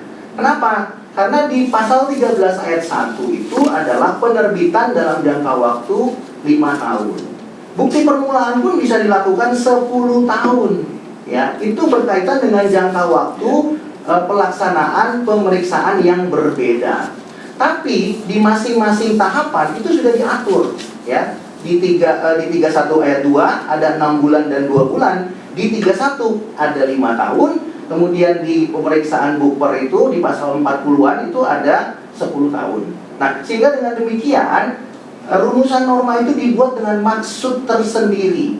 Tidak bisa digabungkan bahwa semuanya boleh dilakukan sepanjang belum 5 tahun. Nah, kalau itu yang dipahami, maka sekali lagi ahli tidak akan berani menyampaikan itu kepada pihak manapun, karena akan ada pertanyaan, lalu kenapa pembuat undang-undang membuat itu berbeda? Ya, itu mungkin yang ahli bisa sampaikan. Silakan penggugat. Ya, terima kasih ahli. Jadi kesimpulannya untuk putusan dari Majelis 3 ini atas putusan dari PT Citra Borneo Indah ini adalah ada norma yang mengatur jangka waktu pemeriksaan, cuma tidak ada sanksinya. Itu ahli ya. Nah, keputusannya ini adalah SKP-nya tetap sah meskipun pengujiannya melewati batas waktu karena masih dalam batas waktu 5 tahun. Jadi ini putusannya menolak dari penggugat. Nah, ini ahli, kami menemukan lagi putusan nomor 0843/99/2019 PP Majelis 16B tahun 2020 atas nama Ani Junita Kuto, yaitu ahli bisa lihat di halaman 55 dan 56. Ya, ini pertanyaan saya adalah, mohon ahli jelaskan apakah penyampaian SPHP yang disampaikan dari tergugat kepada penggugat melalui email demi hukum dianggap SPHP tidak disampaikan. Apakah pelanggaran hukum tersebut sudah cukup membuktikan SKP cacat prosedur dan menyebabkan batalnya SKP tersebut? Karena ini ahli ini karena putusannya adalah mengabulkan gugatan penggugat ahli. Ini adalah karena SPHP-nya disampaikan melalui email. Mohon tanggapannya ahli. Ya, terima kasih penggugat. Ya, putusan kedua ini adalah putusan yang kontras, ya. Kenapa ahli katakan kontras? Karena sederhana saja pemahaman daripada ahli mengenai pertimbangan hukumnya. Dalam pertimbangan hukum ini, majelis hakim itu hanya membuktikan ada tidaknya due process of law. Meskipun perbuatannya telah dilakukan, telah terbukti dan dapat dibuktikan, serta merupakan fakta yang tidak terbantahkan bahwa tergugat itu menyampaikan SPHP. Sama seperti tadi tergugat mengatakan, kami sudah menyampaikan, iya betul. Ya, kami sudah melakukan pembahasan, iya betul. Pertanyaannya adalah apakah itu due process of law atau undue process of law. Nah, di dalam putusan ini sederhananya adalah SPHP itu disampaikan melalui email. Ya. Nah, menurut PMK 17 ya, ternyata SPHP itu harus disampaikan secara langsung atau melalui faksimili. Lalu ada perdebatan di sini, bukankah sekarang zaman sudah digital, ya kan, bisa disampaikan? Tapi kembali lagi, majelis hakim berpendapat rumusan normanya sudah jelas, ya. Rumusan normanya mengatakan SPHP disampaikan secara langsung atau melalui faksimili, ya. Nah, jadi menjawab pertanyaan tergugat, kalau begitu, apakah penyampaian SPHP melalui email dianggap tidak menyampaikan? Majelis berpendapat demikian. Meskipun telah terbukti ada email, telah terbukti ada notifikasi bahwa email tersebut telah dikirim dan diterima, namun disampaikan melalui email dan tidak disampaikan secara langsung atau melalui faksimili, maka majelis hakim berpendapat bahwa perbuatan tersebut dianggap tidak menyampaikan SPHP, due process of law. Sesederhana itu, ya kan? Jadi kembali. Cukup itu. Ya, sesederhana itu saja. Ya, silakan. Ini ada lagi, ini ahli saya mungkin juga putusan lagi yaitu nomor 013/2018 tahun 2020 Majelis 2022 Majelis ya. Ini yaitu bisa dilihat di halaman 148 sama 150 ahli. Ini putusannya ini adalah tidak ada norma yang mengatur tentang surat tugas peneliti keberatan. dan ini hasilnya putusan dikabulkan. Tidak ada norma yang mengatur tentang ini surat tugas pendiri keberatan dan tidak ada sanksinya juga tidak diatur. Ada dua hal ini, ahli. Ini mau dijelaskan singkat putusan tersebut, ahli. Ya, terima kasih penggugat. Putusan yang pertama tadi ada rumusan norma mengenai kewajiban, tapi tidak ada rumusan norma mengenai sanksi di Undang-Undang KUP, tapi ada di Undang-Undang Undang-Undang AP. Putusan yang kedua ada rumusan norma yang mengatur mengenai kewajiban menyampaikan SPHP secara langsung, dan ada juga rumusan normanya yang mengatur mengenai akibat atau sanksi hukum. Nah, yang ketiga ini ekstrim, ya. Tidak ada rumusan norma untuk menyampaikan surat tugas. Tidak ada rumusan normanya. Ini tergugat berkali-kali selalu mengatakan demikian, dan ahli pernah sering membaca putusan, ya. Tidak ada rumusan norma untuk menyampaikan surat tugas atau surat tugas pengganti, ya. Yang kedua, tidak ada rumusan norma yang mengatur mengenai akibat atau sanksi hukum. Tidak ada rumusan normanya. Tadi majelis berpendapat, ya, meskipun tidak ada rumusan normanya, tapi tergugat harus membuktikan dasar kewenangannya. Nah, hanya saja majelis hakim tidak mengutip dasar kewenangan itu diatur di mana. Harusnya diatur di pasal 52 ayat 1 huruf A, Jungto pasal 66 ayat 1 huruf A. Jadi syarat sahnya keputusan harus diterbitkan oleh pejabat yang berwenang, dan apabila tidak, maka keputusan tersebut menjadi cacat wewenang. Ya, karena cacat wewenang, keputusan menjadi tidak sah dan harus dibatalkan dengan putusan pengadilan. Nah, jadi putusan yang ketiga ini sedikit lebih ekstrim, ya, karena sama sekali tidak ada rumusan norma mengenai kewajiban atau larangan, ya, dan tidak ada rumusan norma mengenai akibat atau sanksi hukum. Tapi tetap majelis hakim membatalkan keputusan keberatan dan pada saat yang bersamaan membatalkan SKP. Nah, kemudian majelis hakim juga berpendapat, menurut ahli, ya, bahwa terbuka upaya pemeriksaan ulang kalau memang mau dilakukan, silakan, karena tergugat tidak bisa membuktikan dasar kewenangan. Kalau memang bisa dibuktikan, silakan lakukanlah saja sepanjang memang masih belum daluarsa atau memang masih dimungkinkan oleh peraturan perundang-undangan. Tapi sepanjang tergugat tidak bisa membuktikan dasar kewenangan, maka tidak ada alasan untuk tidak membatalkan. Meskipun tadi ahli katakan tidak ada rumusan norma mengenai kewajiban dan tidak ada rumusan norma mengenai akibat atau sanksi hukum. Begitu. Ya, ini tambahan sedikit lagi, ahli. Ini adalah, mohon ahli jelaskan, apakah SPHP dan undangan pembahasan akhir dapat disampaikan kepada penggugat melalui pihak selain tergugat? Apakah tindakan tersebut dapat dianggap tergugat membocorkan rahasia penggugat yang harus dijaga kerahasiaannya oleh tergugat? Apakah tindakan tersebut dapat menyebabkan batalnya SKP dan SKP pembetulan? Singkat aja, ahli. Ya, penggugat bertanya sebenarnya ini mengenai pasal 34 ayat 1, ya. Nah, perlu ahli jelaskan. Pasal 34 ayat 1 Undang-Undang KUP itu melekat kepada Dirjen Pajak dan jajarannya. Dalam perkara aku tentu kepada tim pemeriksa. Pasal 34 ayat 1 itu bukan rumusan norma yang mengatur kepada wajib pajak, karena disebutkan di sana pejabat. Jelas rumusan normanya disebut pejabat, ya. Jadi kalau misalnya wajib pajak, ya, yang membocorkan rahasia, misalnya dia meliput, memberitahukan kepada orang lain data wajib pajak itu sendiri, tidak ada rumusan norma yang menghukumnya secara pidana. Karena konteks pasal 34 ayat 1 adalah sanksi pidana, ya, yang dihubungkan dengan pasal 41 Undang-Undang KUP. Jadi kewajiban yang melekat itu kepada kewajiban hukum untuk tidak menyampaikan atau membocorkan rahasia atau data WP itu melekat kepada pejabat, bukan melekat kepada WP itu sendiri. Nah, ketika wajib pajak atau penggugat mengetahui bahwa ada pihak lain yang menerima katakanlah SPHP atau menerima undangan pembahasan, maka patut diduga tergugat ini kan telah menyampaikan kepada pihak yang menyampaikan SPHP atau undangan tersebut mengenai hal-hal berkaitan dengan perkaranya.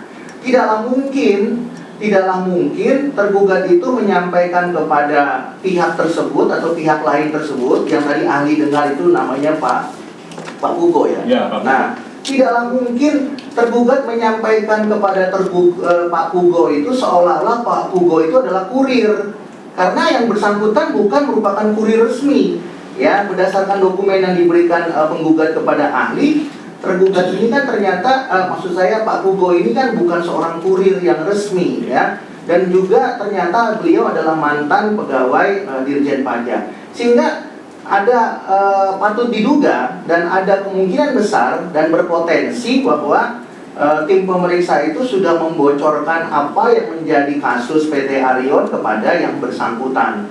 Kecuali kalau yang bersangkutan itu adalah kurir, karena tidak mungkin kalau tim pemeriksa bicara kepada kurir mengenai materi atau perkaranya, itu tidak mungkin ya. Karena selain daripada kurirnya tidak memahami ya, dan itu menurut ahli bukan kewenangan daripada kurir. Tapi kalau dia bukan kurir, apalagi dia mantan pegawai DJP dan apalagi mantan pemeriksa, maka patut diduga informasi yang disampaikan oleh tim pemeriksa atau tergugat itu sudah masuk kepada substansi perkara atau materi yang sedang diperiksa oleh tergugat terhadap penggugat. Sehingga dengan demikian terbuka upaya hukum pasal 41 ya, sehingga nanti dibuktikan saja, dan itu bukan ranahnya pengadilan pajak ya, itu adalah ranahnya pengadilan negeri ya, melalui proses penyidikan ya, atau proses penyelidikan. Demikian Bung Gadi. Ini tinggal satu, ini majelis mau tinggal satu, jadi mau saya katakan ya, dia karena sering disebut sama tergugat yaitu kondisi pemeriksaan pajak yang luar biasa dan tidak biasa. Menurut pengetahuan ahli, apakah dalam pemeriksaan pajak terdapat kondisi luar biasa dan tidak biasa? Apakah kondisi luar biasa dan tidak biasa dapat digunakan sebagai alasan untuk melanggar prosedur pemeriksaan? Apakah peraturan perundang-undangan perpajakan mengaturnya? Terus ini sekalian tadi yang belum ditanggapi oleh tergugat, yaitu masalah pra SPHP dan undangan pembahasan 2 kali itu kan tidak ada normanya, itu seperti apa pendapat ahli? Jadi sekalian jadi satu ahli, jadi keadaan luar biasa, pra SPHP dan undangan pembahasan yang dua kali.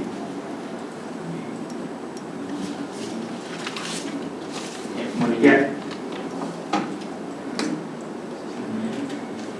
Ya, karena ini izin ahli, kenapa kami menanyakan perihal pembahasan akhir 2 kali itu karena tergugat dalam penjelasan tertulisnya menyampaikan bahwa pembahasan akhir dilakukan 2 kali itu adalah kebijakan pimpinan. Jadi mohon penjelasannya gitu. Apakah diperbolehkan seperti itu atau tidak? Mohon izin untuk dijelaskan.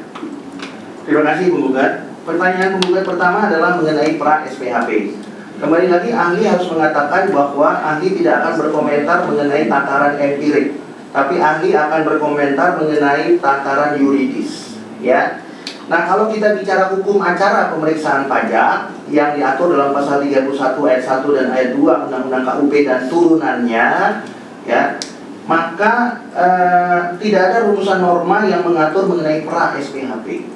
Kalau kemudian tergugat mengatakan ada pra SPHP, maka tergugatlah yang harus membuktikan karena tergugat yang mendalilkan. Tapi sepanjang pengetahuan ahli di PMK 17 maupun 184 maupun 18 tidak pernah diatur mengenai hukum acara pemeriksaan pajak yang meliputi pra SPHP ya.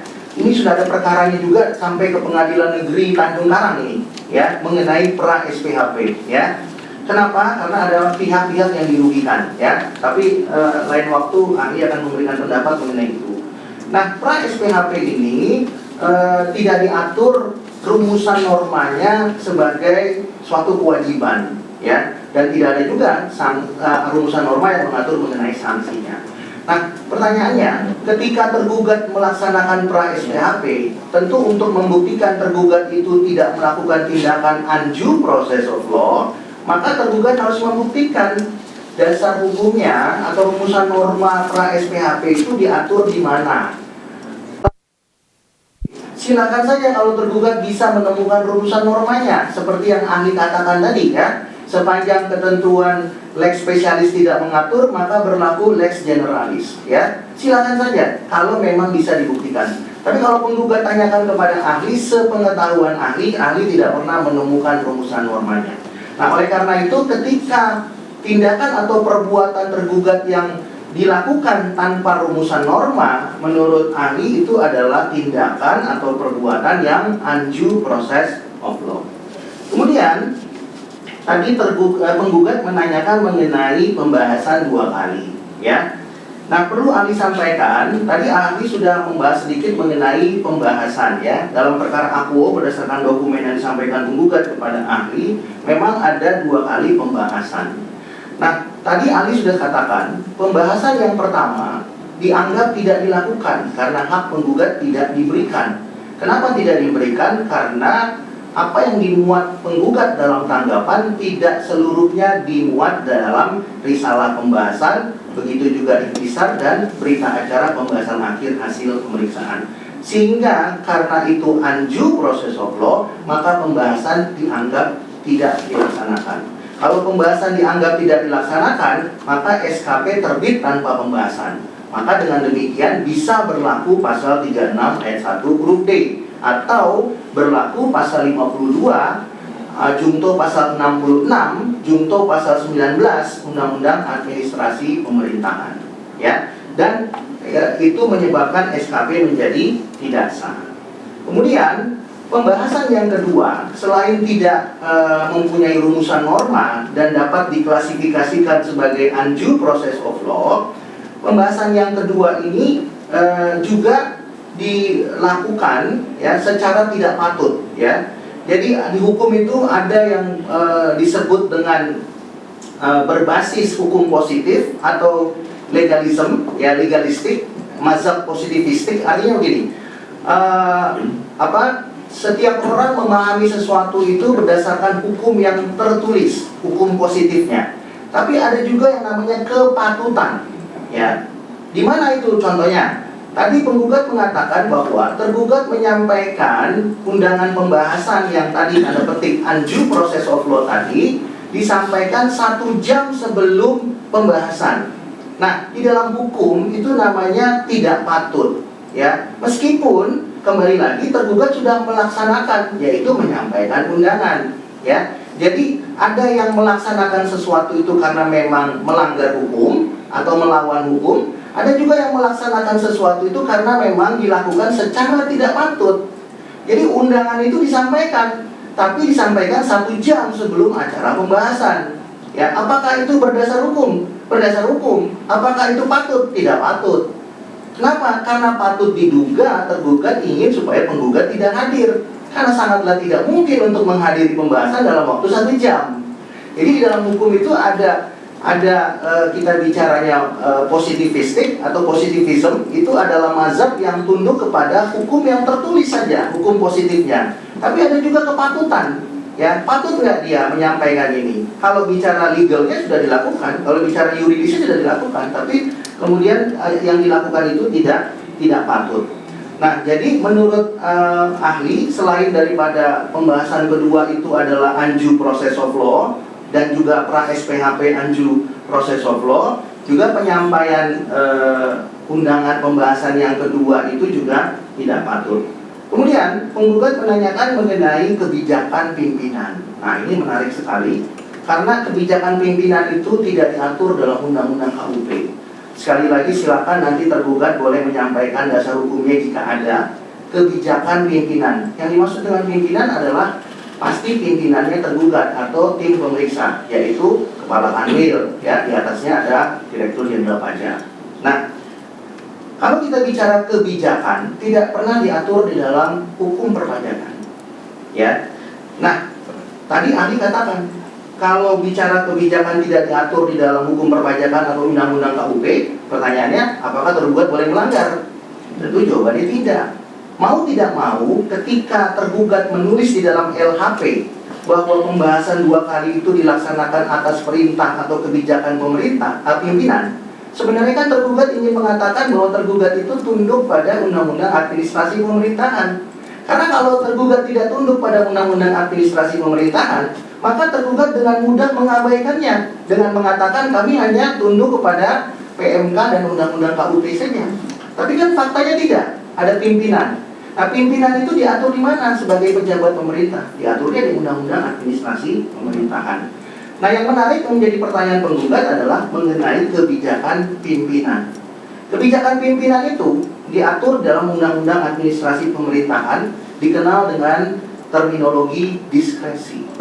Ya, kalau kita baca rumusan norma di dalam Undang-Undang Administrasi Pemerintahan, ada beberapa pasal yang mengatur mengenai kebijakan.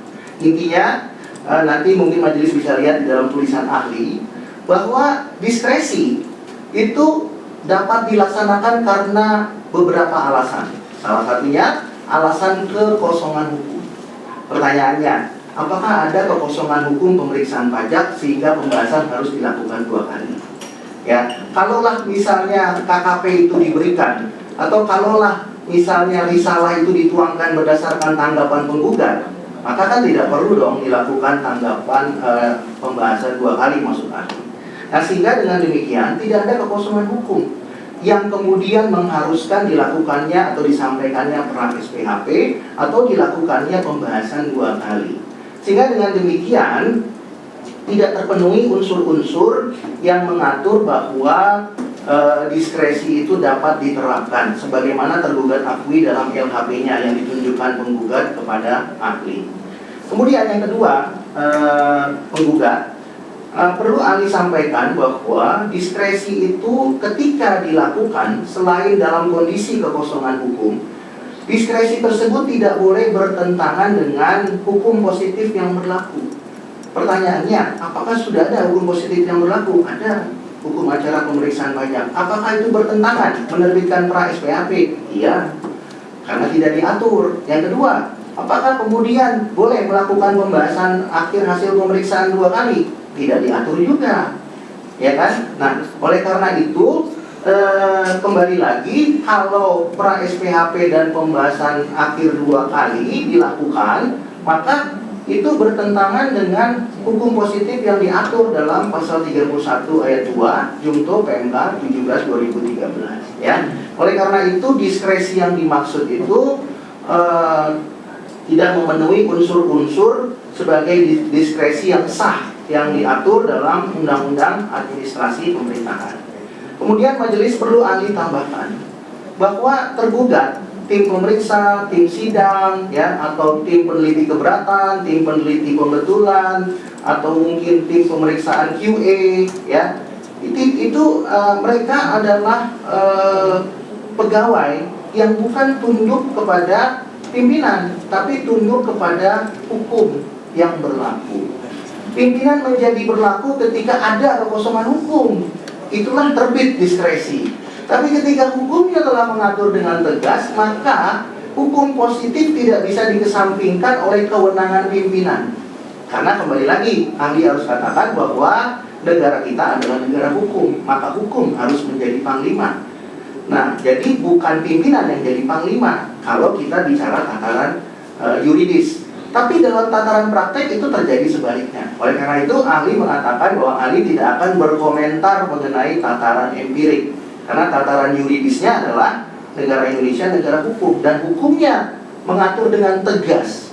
Maka tergugat tidak tunduk, ya, kepada, mohon maaf dan mohon izin, Kakanwil, Dirjen Pajak sepanjang hukumnya jelas. Kalau ada kekosongan baru boleh kemudian diisi. Demikian penggugat. Cukup jelas ya semuanya. Jadi dimulai salah satu yang mulia. Ini yang mulia terakhir ya. Apa? Enggak, ini tepat aja Pak Musyawan ya. Baik, terima kasih yang mulia. Ini lagi-lagi saya masih mau membahas mengenai perekaman audiovisual. Sudah dijawab tadi oleh tergugat. Kan, kepada ahli yang mulia, jadi mohon maaf yang mulia, untuk kepada ahli ini kan sudah terbuka terang benderang bahwa rekaman audiovisual itu tidak ada, atau ada tetapi tidak ada, gitu ya. Intinya sih menurut ahli mungkin ada tetapi tidak ada. Intinya kan tidak pernah ditunjukkan di ruangan persidangan ini bahwa rekaman audiovisual itu ada atau pernah ada tetapi hilang. Itu tidak pernah dibuktikan, itu hanyalah asumsi saja dan disampaikan secara pendapat. Nah, pertanyaan saya kepada ahli adalah begini: apabila suatu bagian yaitu audiovisual itu wajib dan tidak terpisahkan ternyata tidak ada, apakah pembahasan akhir itu dapat dianggap sah atau tidak ada? Yang kedua, tergugat mengatakan bahwa barang itu pernah ada, CCTV-nya ada, tetapi barang tidak ada karena tidak pernah ditunjukkan di dalam persidangan ini melalui argumen, gitu kan. Jadi apakah barang tersebut dianggap ada atau tidak ada? Begitu ya ahli. Terima kasih ahli. Ya, langsung ringkas saja, bisa nggak itu alat rekam itu bagi Pak? Kembali lagi ahli harus menjawab dengan tataran yuridis, ya. Tadi penggugat sudah mengatakan melalui kuasa hukumnya ada SE 12 dan juga ada SE 10, ya. Tapi mungkin kuasa penggugat tidak menyebutkan ada PR 7. Kalau kita bicaranya SE, bisa saja tergugat mengatakan SE itu hanya berlaku internal kami, tapi bukan merupakan bagian peraturan perundang-undangan yang diatur di pasal 7 dan pasal 8 Undang-Undang P3. Tapi ada Per 7 yang mengatakan bahwa perekaman audiovisual itu harus dilakukan.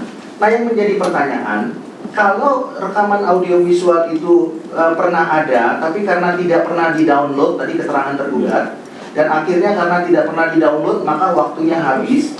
Menurut ahli, itu bukan alasan kalau Per 7 itu dianggap sebagai hierarki peraturan perundang-undangan.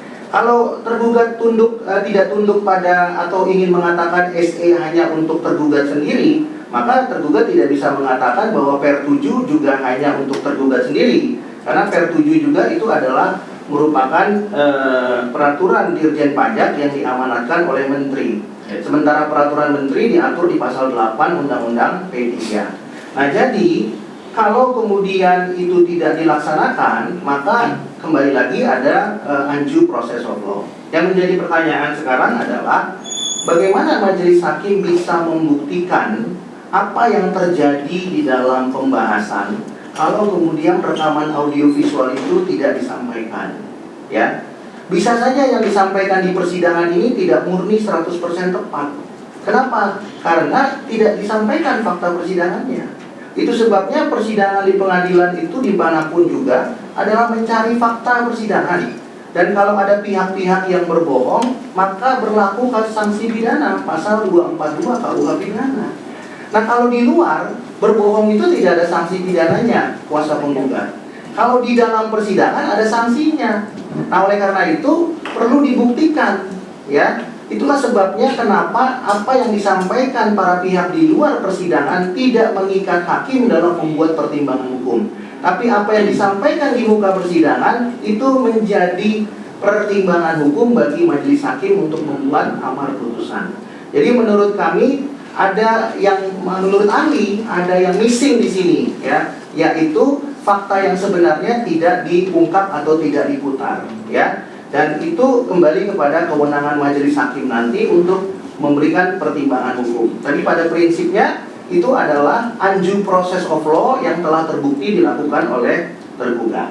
Ya, itu yang perlu ahli sampaikan. Yang terakhir majelis mungkin sebagai penutup, tergugat pernah menyampaikan mengenai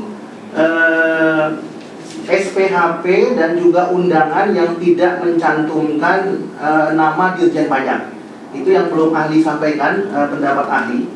Jadi penggugat pernah mendengar bahwa ahli pernah mendengar keterangan daripada tergugat bahwa alasan tidak dicantumkannya nama Dirjen Pajak di dalam SPHP maupun di dalam undangan pembahasan karena memang di dalam lampiran PMK 17-nya itu tidak disebutkan demikian.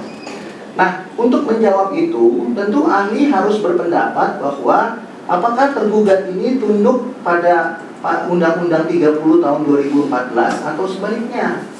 Ya, karena tergugat ingin membandingkan mana yang mempunyai kekuatan hukum mengikat antara lampiran dengan Undang-Undang Administrasi Pemerintahan, khususnya pasal Undang-Undang 30 tahun 2014. Di dalam Undang-Undang Administrasi Pemerintahan, khususnya pasal 14 ayat 4 dan 14 ayat 8, telah tegas disebutkan bahwa ketika mandat itu diberikan, maka ya tanggung jawab dan tanggung gugat itu tetap ada pemberi mandat. Dan oleh karena itu, nama pemberi mandat tetap harus dicantumkan untuk membuktikan bahwa kewenangan itu tidak beralih kepada penerima mandat, tapi tetap berada kepada pemberi mandat. Ya, jelas sekali di pasal 14 ayat 4 dan ayat 8 ya mengatakan nama Dirjen Pajak sebagai pemberi mandat harus dicantumkan. Nah, persoalannya kalau SPHP dicantumkan hanya oleh pihak lain yang menurut penggugat itu namanya Kabid P2IP atau mungkin pihak lain yang mungkin ahli tidak bisa ingat, ya, maka tidak terpenuhi unsur-unsur yang diatur dalam pasal 14 ayat 4 junto pasal 14 ayat 8 Undang-Undang Administrasi Pemerintahan. Karena apa? Karena jelas rumusan normanya mengatur kewajiban mencantumkan pemberi mandat. Nah, kalau kemudian pemberi mandat itu tidak ada, maka dapat diduga bahwa SPHP dan undangan pembahasan itu tidak disampaikan atau tidak berasal dari pihak yang berwenang. Dalam hal ini adalah Direktur Jenderal Pajak. Nah, oleh karena itu rumusan norma pasal 14 ayat 4 dan 14 ayat 8 telah dengan tegas mengatur, ya. Nah, pertanyaan berikutnya, sanksinya apa? Kembali lagi, ya, pasal 52 ayat 1 huruf A dan 66 ayat 1 huruf A, ya. Keputusan menjadi tidak sah karena cacat wewenang. Kenapa cacat wewenang? Karena yang berwenang hanya Dirjen Pajak, tadi sudah ahli jelaskan. Tidak ada pihak lain yang berwenang. Oleh sebab itu perkara ini kan bukan terhadap Kakanwil maupun terhadap tim pemeriksa, tapi terhadap Direktur Jenderal Pajak. Nah, sehingga dengan demikian menurut ahli, ya, tentu tergugat harus bisa membuktikan apakah lampiran itu lebih mempunyai kekuatan hukum mengikat dibandingkan dengan pasal 14 ayat 4 junto pasal 14 ayat 8 Undang-Undang Administrasi Pemerintahan. Tapi ahli harus katakan sepertinya tidak, ya, karena jelas sekali sudah diatur dalam rumusan normanya. Itu mengenai rumusan norma kewajiban. Lalu sanksinya, rumusan normanya jelas kembali lagi diatur di dalam pasal 52 dan pasal 66 junto pasal 19, sehingga keputusan menjadi tidak sah dan kewenangan membatalkannya ada pada pengadilan. Demikian, Majelis. Semua sudah ditangkap ya, dari majelis sudah merekam semua persidangan ini ya, dari pembukaan dan lengkap semua ya. Nanti di jam berikutnya dituangkan dalam bentuk tulisan ya, semuanya, dan tulisannya nanti selain yang bentuk PDF, majelis membutuhkan yang bentuk Word juga. Baik. Ya. Baik ya, dari pihak tergugat, nanti kalau memang masih ada penjelasan dari penggugat tanggapan hari ini yang perlu ditanggapi lagi di dalam closingnya, silakan nanti di closingnya ditambahkan, disempurnakan, dan penggugat juga sama menyampaikan closing di sidang berikutnya ya, gitu ya. Baik, mohon izin majelis sedikit menambahkan perihal closing dari tergugat. Tadi kan tergugat sudah menyampaikan bahwa tergugat tidak dapat menunjukkan IDLP yang menjadi dasar pemeriksaan khusus. Apabila tergugat tidak dapat menyampaikan atau membuktikan adanya IDLP sampai dengan persidangan selanjutnya, maka hemat kami atau pemeriksaan ini tidak sah karena tidak terjadi pelimpahan wewenang pemeriksaan dari media ke Ya, silakan nanti tanggapi di closingnya, nanti masih saya mempertimbangkan semuanya. Ya. Baik. Kemudian masih satu lagi mohon izin, pendapat ahli ini nanti mohon untuk dituangkan dalam putusan secara utuh sebagaimana diatur dalam pasal 84 huruf F, pasal 84 huruf F Undang-Undang Pengadilan Pajak, nanti untuk tidak diringkas itu, jika secara kalau gitu buat secara tertulis ya. Maksudnya tadi dibuat tertulis. Baik, Sudah kita upload di Dropbox juga majelis. Ya, dibuat. Bentuknya Word juga majelis ya. Ya, Bentuknya Word. lebih bagus dulu. Ya, nanti akan kami sampaikan secara pendapat akhir juga. Iya, oke. Ya, jadi nanti akan kita muat satu aja. Jadi kalau diulang-ulang kan jadi tebal sekali, nanti pesan membacanya susah. Ya, betul. Dibuat diringkas saja semua pendapat dari penggugat di closing silakan ya. Kalau berjemaah. Oke. Baik.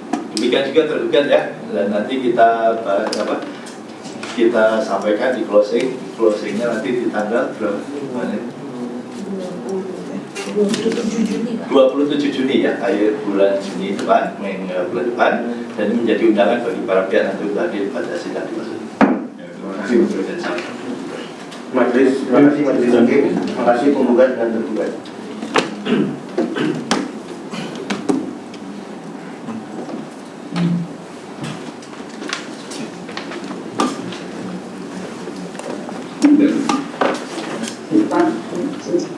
Recording stopped.